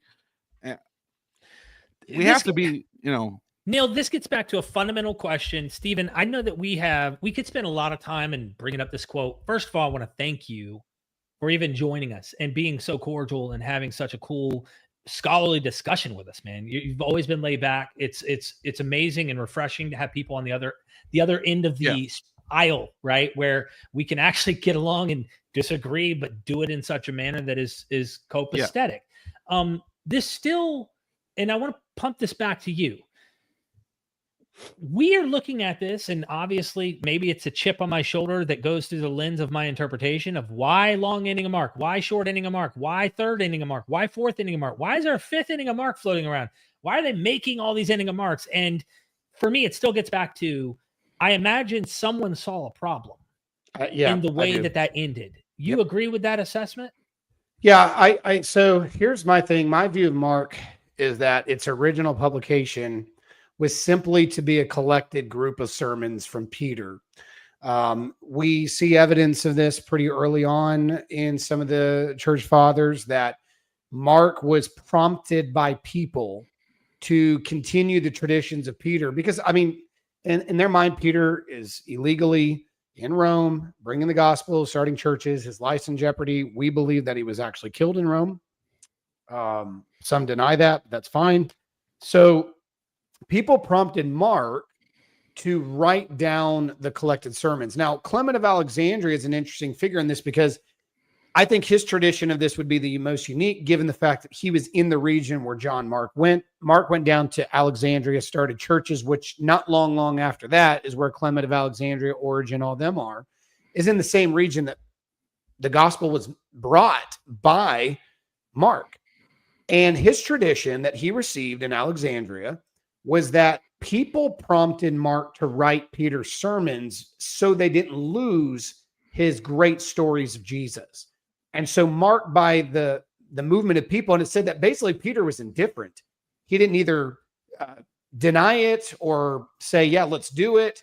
That there was actually just him sitting back, almost approving it, saying, yeah, let's go with it. And Mark produced this text. To me, when Papias of Hierapolis says that Mark's gospel was interpreted by Mark from Peter, that there's this interpretation. The word interpretation there is where we get the word hermeneutic. It could mean translated. It could mean something just like meaning, taking the meaning. But the fact that he also goes on to say that he didn't leave out a single thing that Peter said in his sermons tells me that that's probably not what that word meant there.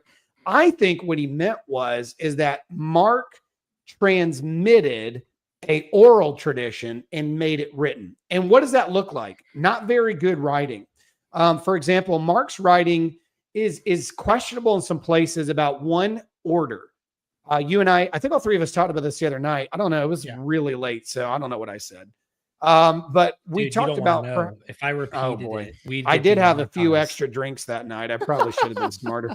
When I look at it, there's sections in Mark's gospel that a first-year Greek student would flunk, because when he goes through the pronoun antecedent section for Jesus, it's a bunch of he, him, he, his, him, all the way down for almost 3.5 chapters. And there's actually no clarifying antecedent. It's talking about Jesus every time. And most people don't see it because in our English translations, most committees that are translating just go ahead and put Jesus in there so you don't forget who he is and who him and his was. So they'll insert it. But if you look at the Greek text, there's long periods where it's like somebody was talking in a run-on way and they just didn't stop and they didn't clarify things. The English translators have to go by and clarify. There are techniques in Mark's gospel that demonstrate some sort of oral tradition inside the way the point of view of the writer is speaking that would not be proper the way you see it, say, in Luke or John's gospel. So I think what happened is, I think that Mark is simply, and Papias even said, not in a particular order. I teach my students, both when I'm doing seminary teaching or at the high school here for apologetics, I always take Matthew and Mark side by side when Jesus curses the fig tree, and I put up the timing of when the curse happens. And I ask the question, how do you reconcile the difference of the timing of when Jesus curses the fig tree going to and from? And one of the things I always point out is Papias' statement here. If we are to take Mark to give us an account that is entirely accurate, event for event, word for word, teaching for teaching, I think we're going to run into problems as Christians who are observing these texts. If we take Papias to be correct, that these weren't written in an order at all, then we say the timing that probably happened was not Mark's account, but Matthew's. But neither one of the accounts are actually contradicting each other there. They're just saying that when it happened was different. But is it a contradiction based on just negligence, or is it Mark didn't care the way we care about it? And the fact is, I don't think he cared. If I may just make a comment, because I don't even like the time and energy that would go into like discussing a different point of view. I did speak with like Dennis McDonald, for example, earlier. He has this Q plus Papias hypothesis and stuff, and he likes to dive into Papias. It's not just him. I know Litwa, Robin Faith Walsh. A lot of them think that when they're doing this apostolic stuff, this is stuff you would not agree with at all. You would more trust the church on what they're saying is the case, that Peter's giving these sermons.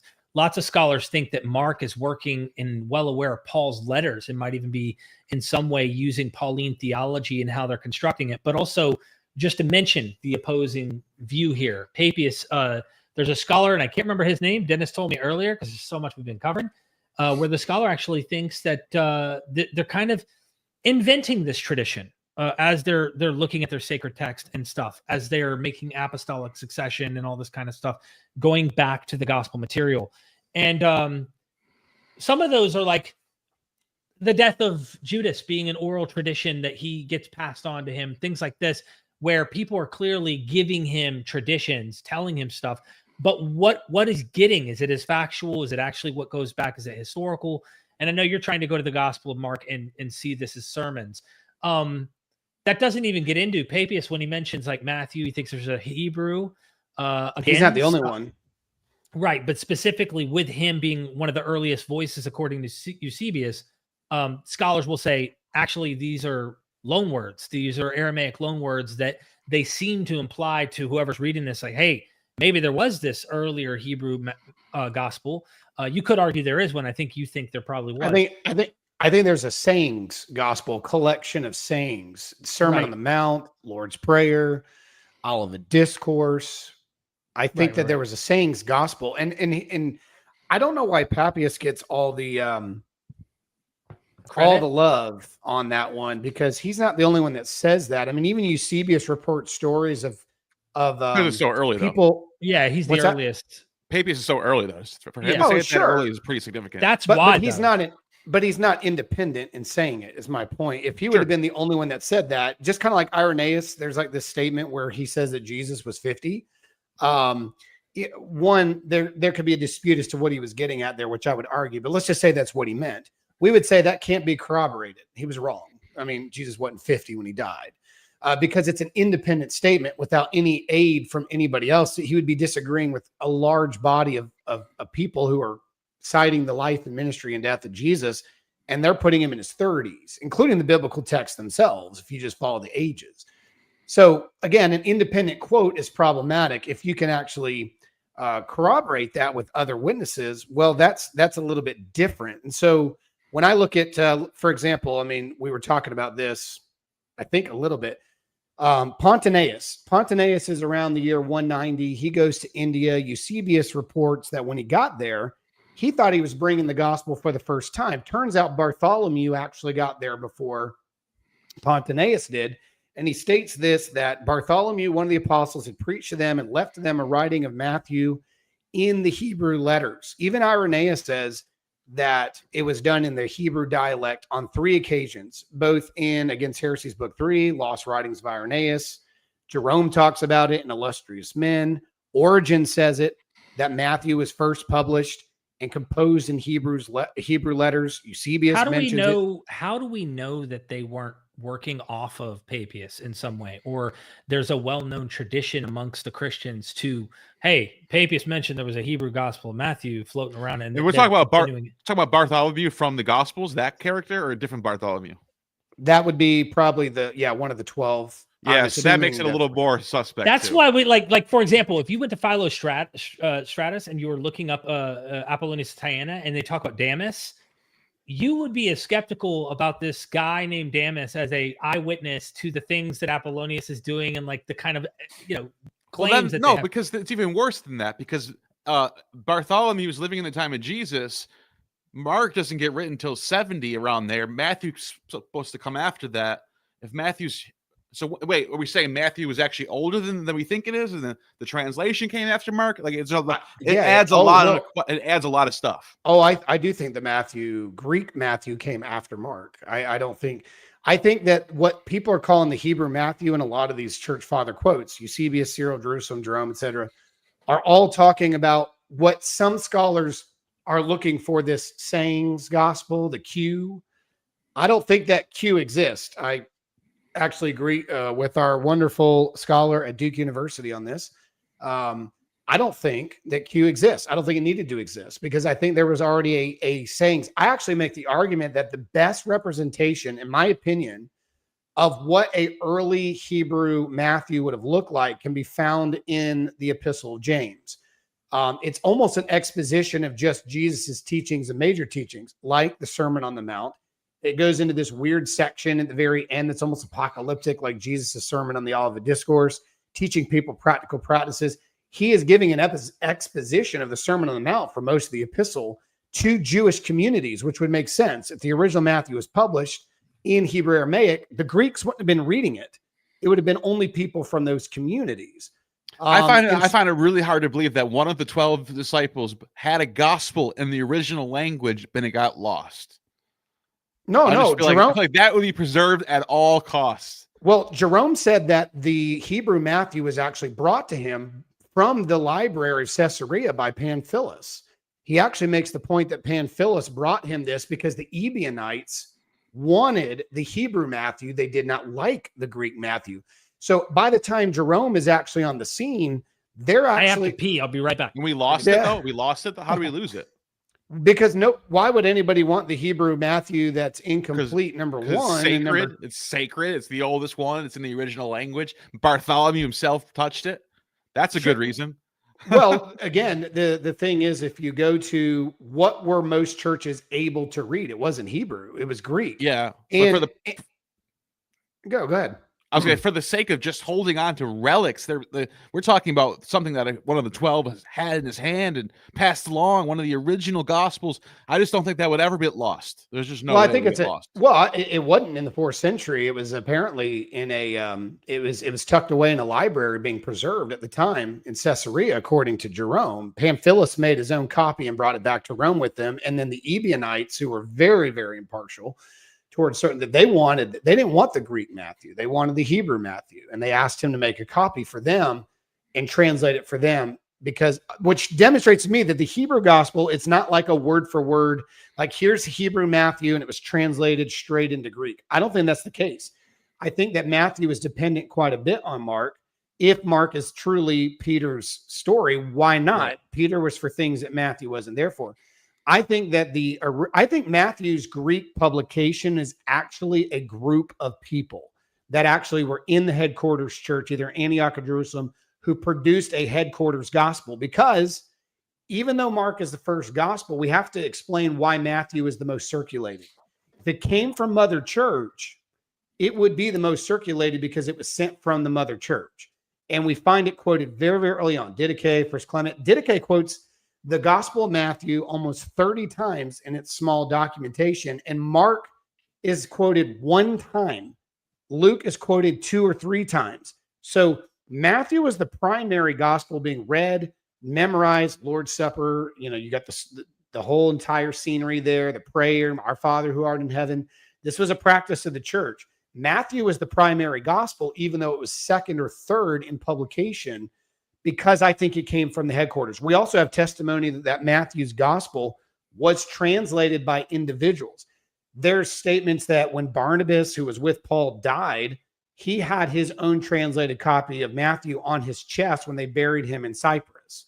I mean, John possibly was part of the group, James the Just. There's all kinds of theories in the early church telling us that Matthew's gospel was moved into the Greek language, and people that were primary sources in Jerusalem were a part of the project of putting it together, which makes me believe Matthew isn't a work of one man, but a work of a lot of people putting together stories with Mark's gospel right there next to him to produce a gospel that came out from the whole churches.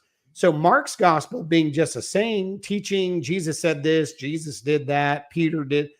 To me, it would not be unusual to end it abruptly the way it does. It ends kind of like, here's this whole time Mark is teaching Jesus. How many times in Mark does Jesus say, I'm going to go to Jerusalem, I'm going to die, the religious leaders are going to turn against me, on the 3rd day I'm going to rise again from the dead? Multiple times. It's building. And the disciples are like, what does that mean? What is he talking about? Then voila, he goes, he's crucified, he's buried, he resurrects. These angels talk to the women and say, he's not here, he is risen. Go back to Galilee, tell my brothers and Peter. And they made sure to include that. And I think there's a lot of reasons why I did that. Just as he said he would meet them in Galilee. Well, when did he say that? He said that back in chapter 14 of Mark. Mm-hmm. So there was already a lot of like the idea that the resurrection, and I didn't get this impression from you guys that the Gospel of Mark was not teaching some sort of resurrection. I think you guys agree that it does teach that a resurrection happened. Look. For those who want to throw the supernatural thing around, like I was going to say, because on water, he's doing. At that time, there was plenty of people who risen.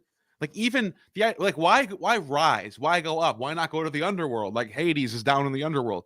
Well, in that time period, the trope of rising up to the heavens was becoming sort of a universal thing, even in the pagan cults, even in the Roman imperial cult, the Caesar worship. Caesar's soul rose up. People saw it. It's in the sources. Yeah. Augustus, Antinous was another one. There's multiple sources of souls that rise up. So my point is when you get an angel saying he has risen, it signifies something supernatural happened. He's either deified or he went up to the heavens, but we don't know that it's physical. That was my whole thing. Here's the thing. I wouldn't say the word physical. We use that language. I think what Neil's saying is flesh, okay? Because deified bodies are physical. And there are variation types of bodies that we have. Paul has where the body is like discarding the fleshly body and you get this pneumatic body. You get the transformation of the fleshly body that becomes divinized. So now there's a divine body that's transformed. It is physical. It's not like it's ethereal and has no. But what I'm saying is we don't know what the degree of that physicality is. We have no idea other than what the angel says. Now you have to go. He is risen. That's why when I bring up the tropes of the time period is really how we have to measure what's going on. What would the audience read it as? Because remember, Mark's the first time this gospel is told in Greek to a Greek audience. So the author is gonna tell it in a way that they understand it. He's not just gonna start speaking gibberish to them. Yeah, Neil's not saying he didn't say he rose. I mean, that's what I think was Wes was critiquing. He does say that there is a deification that takes place. What does that mean? Does that mean John and Luke? Does that mean he got up and like he started walking away in his physical flesh? And this is where we aren't making a dogmatic claim about exactly what is happening with Jesus. I tend to lean into the idea that the physical body's transformed because the body's missing. It's like a logical conclusion that the body is not in the tomb, so it's implied. But again, we would look at this as legendary, mythic kind of stuff instead of approaching it like you would, where you believe that this is what happened. You see what I'm saying? My point would have been with the purpose of Mark is not to give an orderly account of what Luke said. You know, I'm writing an orderly account. Or even Matthew's purpose. Mark's purpose is to give people something that they were taught about Jesus by Peter long after he's gone, because oral traditions die with the person, or at least fragments of them can still survive. That's the issue we find with some of Papias' stuff. But in Mark's gospel, if it is in sermon form, if it is presented in a sermon form, it's not an unusual technique to pave a question, build this dramatic scene, leave it in chaos, leave it in a suspense, and leave it for the audience to decide what to do with the empty tomb. Right. We see this in Jonah. I mean, God asked Jonah this question, like, is it wrong for me to spare these people and these children? Right after Jonah animals? Was like, I'm going to kill myself. Yeah. Like it's this suspense. And then we don't know what Jonah said. We hope he said, yes, you're right for doing this, Lord. But it's kind of like it was left to the audience. Is it right for God to spare these people? It's almost like, what are you going to do with it? What are you going to do with it? And it wouldn't shock me. It would not shock me at all if Mark was literally writing down the intensified aspect of Peter's sermon, because I think Mark's goal is to show you that Jesus predicted his own resurrection, and Jesus did exactly what his disciples just didn't seem to understand while he was alive. We see it in chapter 8:31. I'm going to rise on the third day after being killed. We see it in 9:30 and 31. I'm going to rise after 3 days after being killed. We see it in 10. We see it in 14. And in 14, it says, but after I've risen, I will go ahead of you into Galilee. And it's interesting when the angels tell the women, Tell his disciples and Peter, he's going ahead of you in Galilee. There you'll see him just like he told you. Right. And I think the point of Mark is not necessarily to focus on the grappling and the touching we see in John as much as Jesus predicted his own death, burial, and resurrection. He is the true Messiah. He tried to tell them this would happen. They didn't understand it, and they had to go experience it for themselves. And I think there's a lot of theories about why he wanted to go to Galilee, not Jerusalem. And they're just, we don't have time to get into this. I was going to say, you don't have much time. We got to get through these super chats if you don't mind real fast. But I will say there are also other theories about how to interpret that ending and what is implied by Mark doing this as Mark. Because you can go to Matthew, and Matthew gives you an interpretation that goes beyond that and then fills it in with visionary experiences on a mountain in Galilee. Is that what Mark said or what Mark meant? Well, it depends. If you're thinking that this is a collection of canonical material that is in line with each other pretty well, then yeah. If you're like me, who might question, hey, Mark's got a kind of scandalous ending and I can't make a dogmatic conclusion about what is meant here, there might be alternative explanations. Matthew could be fixing Mark and saying, I don't like that ending. I'm going to make something better. But we're going to go on and on and on back and forth about this. Well, we've hinted at my theory and we haven't had a chance to share it. So let me give you a quick rundown. As long as you can stay for supers, I'm cool. I got to get to somewhere. I can. Okay. I can. All right. Okay. I don't think Matthew had to correct Mark as much as Mark had to correct Mark. I think that's why we're having the debate and discussion we're having. It's interesting to me. You mentioned, and I think you had maybe you had a list. I have a list of all the Lucanisms in the long ending that are from Luke or Acts, multiple. Mary Magdalene, the 7 demons, that's not even reported in Mark. That's only reported in Luke. All these, the miracles of being snake bitten and all that, that's Acts. The 2 disciples on the road of Emmaus, that's Luke. Why is he so dependent? My theory is this, and grant me a lot that you're going to disagree with. Yeah. In the book of 2 Timothy, Paul's about to die. He's writing his last letter. He says there's only one person still with him, and that's Luke. He calls for John Mark to be sent back to him because he's now profitable, even though he had a falling out in the book of Acts with Barnabas over him. Now, had that event taken place, this is my theory, had that event taken place, if Paul is actually in Rome about to die, he's got Luke with him, John Mark is with Peter during this time writing his gospel, Peter's killed, now Paul's about to die, he wants Mark to be brought to him. If Mark and Luke did actually meet up with each other at the occasion of Paul's martyrdom, how in the world would they not have a discussion? That's where 2 gospel writers are in the same room together if this event takes place. We've got to believe that if Mark and Luke, their greatest highlighted writings of all times that they ever accomplished, and what made Mark profitable to Paul all of a sudden, unless he wrote an account for Peter, that's a possibility, so grant that. If Mark and Luke are together in a room talking Paul's death, I got to believe at some point they're going to talk about their written accounts of Jesus if they're in the same room together. Who wouldn't? And at this point, I think that there was some sort of motivational reasoning after Peter is already off the scene, where he was encouraged to finish the gospel to where it is not just a collected sermon account, but actually has a historic aspect to it. But the thing is, Mark can't do that without a master. Mark is not relying on his eyewitness sword. Papias says he was not an eyewitness. Others say that he was not an eyewitness. Mark was not with the Lord. He can't just do it on his own. I think what happened is Mark did eventually meet with Luke. And I think that he actually utilized Luke's material to put a final touch on the Gospel of Mark that was completed. I think this left a debate in the city of Alexandria where he went and started churches where Alexandrian scribes were indifferent to Mark's own individual finish to the original part where Peter would have ended sermon teaching in verse 8. And I think these scribes in Vaticanus and Sinaiticus, which just so happened to be from the region Mark started churches, knew the history of what happened in the long ending. And they landed on the opinion that Mark probably or shouldn't have ended it on his own with his own idea. It should have ended where Peter ended. And so I think the cause of debate in the 1st and 2nd and 3rd century about the long ending was, should Mark have ever finished it to begin with or left it where Peter's sermon ended? And if he did, what did he use to end it? Well, he clearly used Luke's source. That's why we're debating whether we're sitting here debating whether or not Justin Martyr was using Mark or Luke. Well, because he had it's Matthean so too. There's some Matthean, but that could be overlap with Luke too. It but could be overlap There's so as well. much.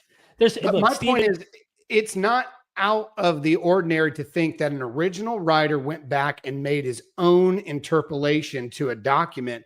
And had he met Luke, like 2 Timothy said, if you believe it to be true, it would not be far reaching to believe that he and Luke had some sort of discussion and he felt necessary to finish it better than how it ended just in a prepositional awe. So that's kind of my theory in a short way. Your thinking on that and letting you. I can't go deep into it. I have a deeper explanation, but for the sake of time, I'm sure that's the survey. Yeah. And I'd like to hear some scholars who kind of what they would take. How would they rate that, or what would they pick apart? They'd give me an F- because they don't believe 2 Timothy's real. Yeah, there's a lot of them, right? Okay, I don't want to get caught up in that because, dude, we're 2 hours in, right? Yeah, I think we addressed quite a bit of stuff. Damon, super sticker. Thank you for showing up. I appreciate it.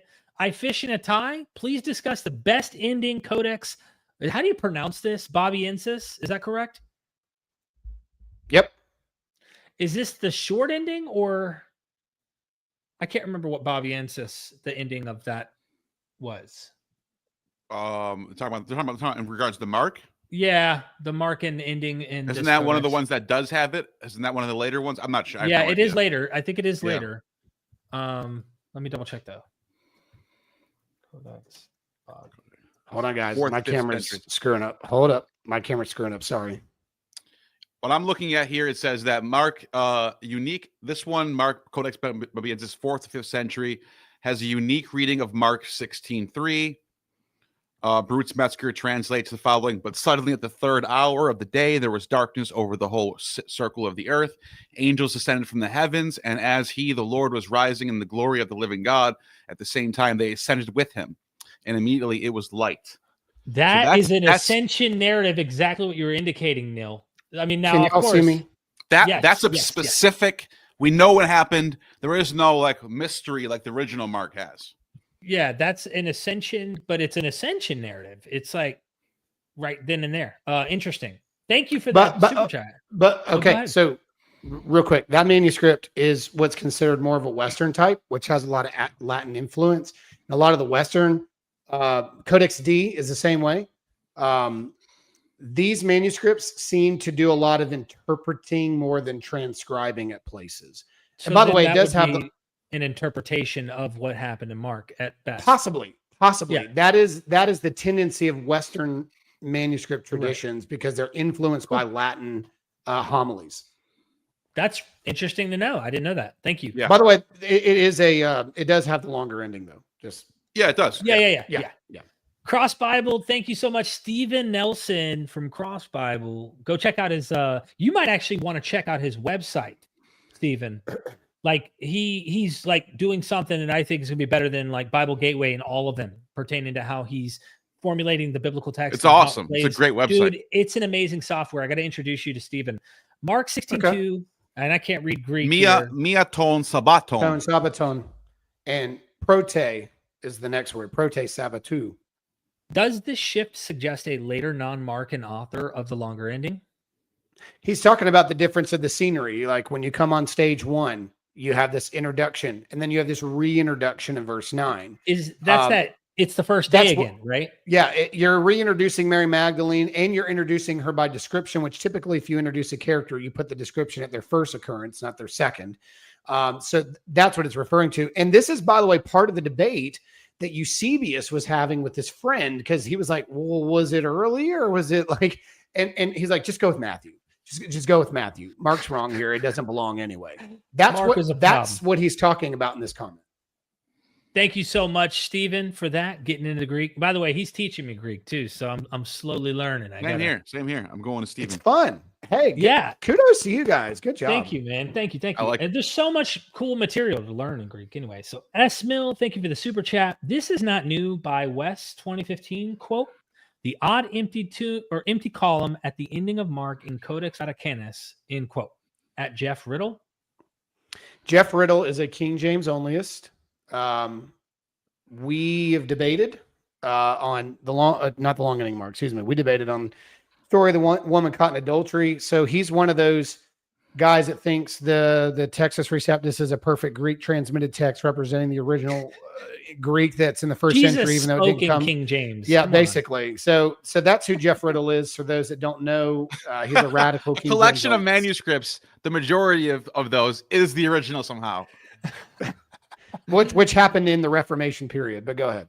Right. Right. Yeah. So what is he saying of the odd empty column at the ending of Mark in Codex Vaticanus? I don't understand what This is not new by Wes. He's saying that Wes isn't the only one that has made this point. I wouldn't even reference Riddle on this. I would reference James Snap. And I would also argue that Wes would definitely not be arguing what Jeff Riddle is arguing. And Wes would definitely not be in agreement with Jeff Riddle's position on Mark 16:9. Okay, just to be clear, do not put Riddle and Wes in the agreeable category. They are not in agreement. They would debate each other in a heartbeat if they had time on whether it was authentic or not. So I think it's unfair to put Wes in the category of the King James only. Yeah, I don't know who that guy is. So yeah, you don't need to. You're fine. You haven't missed a thing. Beast Mode Jones, thank you for the 3330. I've spoken to Wesley personally on Instagram about some false statements that he made on camera, and he took zero accountability. Some of these, quote, scholars, end quote, only like to use the facts when it benefits them to do so, LOL. I have no context of the example that you give, but you know what? We thought the same thing up front. I mean, I'm not going to lie. Why did we do our video? We thought there was some dishonest behavior taking place, and it would have been awesome to have him come on and clarify, even if he could show up for 10 minutes.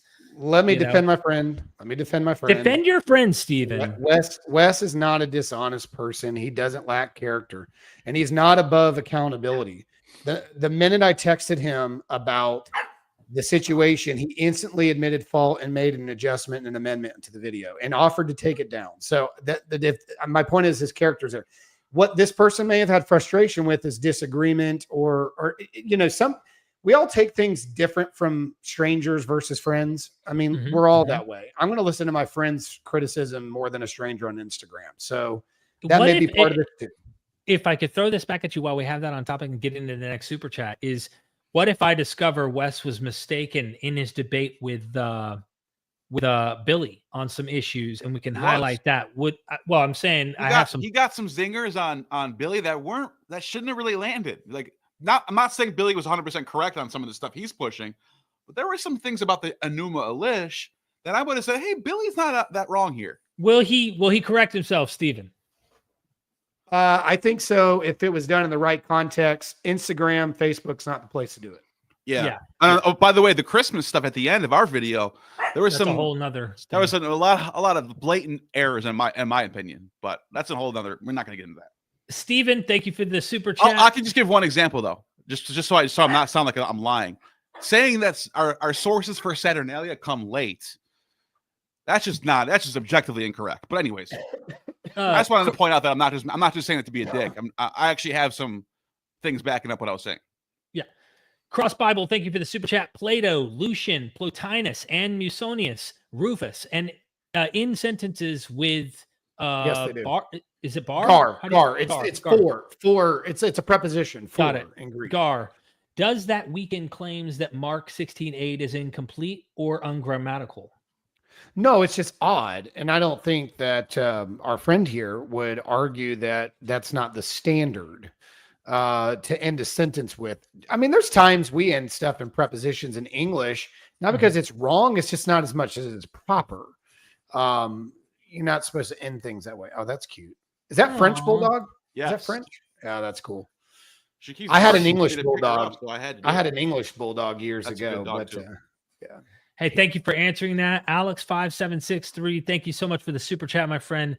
Avaros in the house, thank you, my friend. The best inference is that the scribe finished writing the gospel, but there was empty space left, unless in the same codex, other books begin on the same page immediately after the preceding book. That must have been an earlier comment. I feel like we answered that in the discussion maybe twice. Okay. I think we had to answer that one twice because we had camera issues. Now all of a sudden I'm having camera issues. So the devil's in the technology, gentlemen. Yeah. Hey, Avros again. Got a couple more by Avros. Thank you so much. Irenaeus was 8 years old when he met John. When he wrote decades later in life from far off Leon. he confused this other John with the apostle. Eusebius or Muratorian canon mentions two different Johns. I think he's talking about the Muratorian fragment, if I'm understanding what he's talking about there. Actually, it mentions that's more Papias's influence there. John the Elder, John the Apostle, same guy, two guys. That's not so much in the Irenaeus. Irenaeus never met John. And he would admit that because Irenaeus only met Polycarp, and Polycarp is the one that met John, and Polycarp was the one with John. And Irenaeus even tells stories of what he learned from Polycarp when John was an old man. Yeah, Polycarp was born in 69, right? So something like that. Somewhere in there, somewhere in that range. He would have been a very young guy when John was a very old guy. But Yeah. Irenaeus never met John, so I don't know where that's coming from. He could have been 20 around the time John was writing Revelation. Yeah, easily. Yeah. But I don't know where the comments getting the idea that Irenaeus met John at 8 years old. There's no record of that. Irenaeus would never even claim that. He barely knew Polycarp. He was young when Polycarp was old. It was kind of like old John trained young Polycarp. Old Polycarp trained young Irenaeus. So it's not. I don't get that one. Sorry. Maybe Averroes can fill me in. He knows me. He can contact me personally and let me know.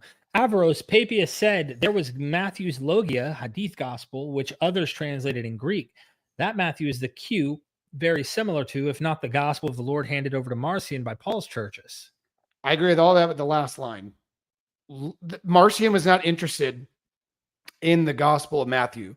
He was interested in the Gospel of Luke, based on all accounts that we have. But I do agree that Matthew's Logia, the sayings, that's why I say, I think that the Hebrew Matthew is a sayings gospel. It was the Sermon on the Mount. It was the Lord's Prayer. It was the Olivet Discourse. I think it was those collected teachings that were exposited by the churches, like we see in the Epistle of James. But I don't think I don't think that had anything to do with Marcion. The only ones that were interested in the Hebrew Matthew, as I mentioned earlier to Neil, were the Ebionites and one other heretical group in the West. It wasn't Marcion. Marcion's interest was Luke. Thank you for that. Jesus lied. Read the Bible. Thank you for the super chat. Let's not forget the most logical explanation. Later generations needed to make up stories since Jesus' promises and prophecies failed to materialize.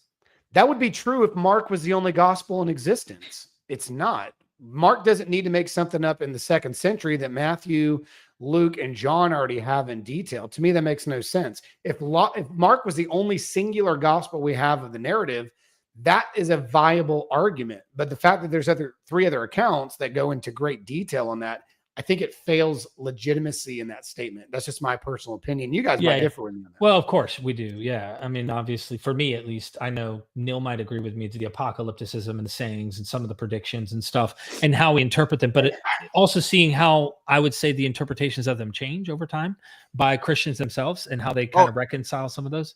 And on top of that, we do recognize that there are a lot of interpolations happening with later medieval scribes trying to fix some of the things that they don't like in earlier manuscripts. But we know where those are at. We know them. Yeah. I mean, I'm just speaking of New Testament gospel specifically and the apocalyptic aspects of that. Yeshua the King, thank you for the super chat. Where is Inspiring Philosophy? Isn't your beef with him? I don't have a beef. I mean, clearly I have criticisms of ideas, but I don't have a beef. He may not like me and doesn't. Yeah, I don't have any beef. Look, I showed up in his live chat the very day of. I thought we were doing, back and forth punches. They all block me. I don't block. Our Inspiring Philosophy blocked me. What's his name blocked me? Jay Dyer blocked me. I don't block them. They block me. I don't know what it is. Yeah, I guess I'm mean. I don't know. I have no problem blocking people who are trollish and are a distraction That's in true. my everyday life. I'm not gonna lie, but at the same time, I don't have a beef. I just fundamentally disagree, and we have interpretations we don't align on. It's as simple as that. By the way, I think Michael is probably similar to my position on this too. Not that he put a video out on the response, but pretty confident Michael and I, when he released his gospel series that just came out recently, he and I co-wrote that together. I mean, he used a lot of my material. So I'm pretty sure he would hold a similar position to me, but probably closer to Wes. Got it. Thank you for that. John stands strong. Thank you for the super chat. Do you think Mark's long ending uses different Greek idioms? Idioms? I don't know about idioms. It certainly uses different syntactical approaches, and it seems to be a different hand. Again, I think the earlier portions of Mark's have more of a oral tradition style, and the last 12 verses of Mark seem to be more historical account. Thank you. Similar to Luke. Yeah. There's definitely some different stuff going on in that long ending. That red flag scholars. Hang Fashi, what do you guys make of fragment P5575 recently published? Have you seen that? Is that the sayings? Is that the sayings that has a combination of Matthew, Luke, and Gospel of Thomas? Oh yeah. Sirius Thomas one. Yes, right. that's it. Yeah. So funny story. Wes and I cool did one. a show. Wes and I did a show on that. It's on my channel. Somebody wants to hear my view on that because again, but all of us have dinner cooking. But if you go to the link that's in the description, click the YouTube channel or podcast. I had Wes on my channel. Wes and I, this is probably 6-8 months ago. We actually went through that fragment. I'm pretty sure that's the fragment. Now, I don't know if that's the number. Is it 5575? It might be. It is. Yes, it is. Yes, it is. Yeah. So that's the one he's referring to. I have a whole entire discussion with Wes on that on my channel. Look it up. Thank you so much. There's a shameless plug by Steven. You owe me $20 for that shameless plug. Okay, pay me after. Avros, thank you for the super chat. 2 Timothy is a 2nd century attack on Pauline churches in Asia, whence came Marcion. Gospel of the Lord is Q, with a Mark-like beginning and ending.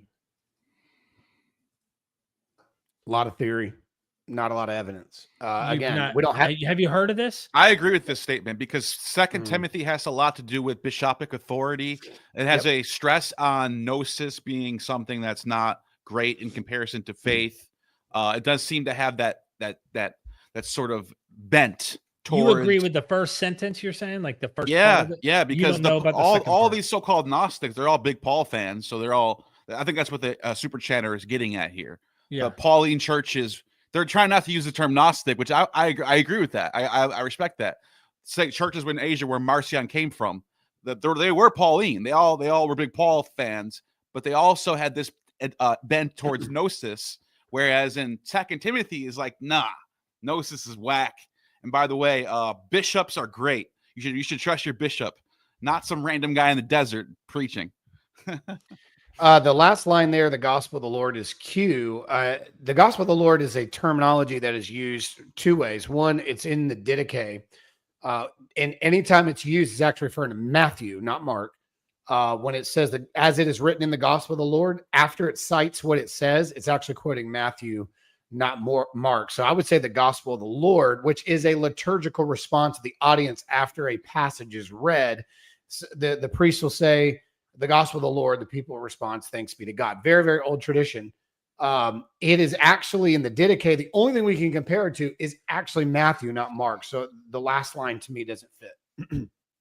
Thank you, Avaros. Again, Kwame Mat Ra, forgive me. I can't pronounce it without butchering your name. I apologize. Did Philo ever meet Paul or Jesus or any Christian? Neither one.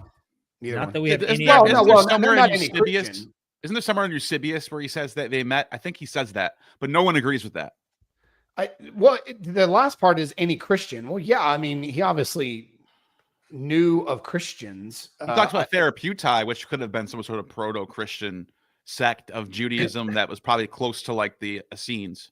Yeah, maybe so. Maybe so. I just didn't think the establishment of well, I mean, you already have Christians starting. Does he even document it though? I mean, he could have, but do we have any? He doesn't mention Christians at all, but he does mention a new sort of therapeutai, sort of healers group of coming out of. He even compares them to the Essenes too, which is like it's kind of right on the money for like where early Christianity comes from. So I think there's a case to be made there. Jesus, well, it would have been. I would say it'd have been hard for him living in Alexandria to meet Paul, who never went there. Right. I don't think. And I think Philo was dead by like 45 or 50 AD or something like that. 40. Yeah, I don't think they ever crossed paths. Maybe some of his disciples, but not him. So he wasn't around for the Gospels, but he might have been around for Paul a little. But it was too early, way too early. Thank you so much. Jesus lied. Read the Bible. The book of Matthew is more the book I think of when thinking of Jesus's failed words more than Mark. But all three Gospels show Jesus's failures. So this is the apocalyptic expectations of really the synoptic apocalypse sections, where some of you standing here, people might interpret that as the Mount of That's Transfiguration. Matthew 24:25. Mark also has the same summary of kind it. of, yeah, they all have it. And so it depends on how you're going to interpret this. But I think it's, according to critical scholars, I think everyone has pretty much, I don't know if everyone, maybe the Jesus Seminar has some people who don't think Jesus said those words. But I think if anyone granted those words were said by Jesus, most of them agree that this would be failed expectations, or you could take kind of the Michael Jones approach that they've been coming with lately, and that is, well, it delayed because humans didn't obey or whatever. So two more, Stephen, two more, man. S-Mill, just to clarify my argument with riddle references, was the mark gap in Vedic argument is old by several people and not made up by Wes. Not that Wes agrees with riddle. Okay, just to clarify. My argument was riddle. Okay.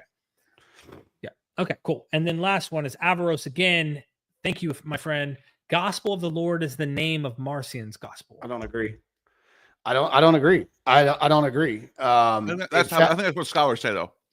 Yeah, but we know from Tertullian that the gospel that Marcion produced was published anonymously, not with a title. And that was the issue of its suspicion. Right. So I'm going to take Tertullian on that.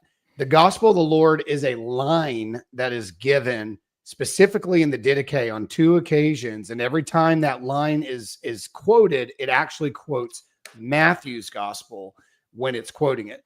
And it's also a liturgical phrase after any gospel is read. It is quoted as the gospel of the Lord because all 4 accounts are seen as the gospel of the Lord.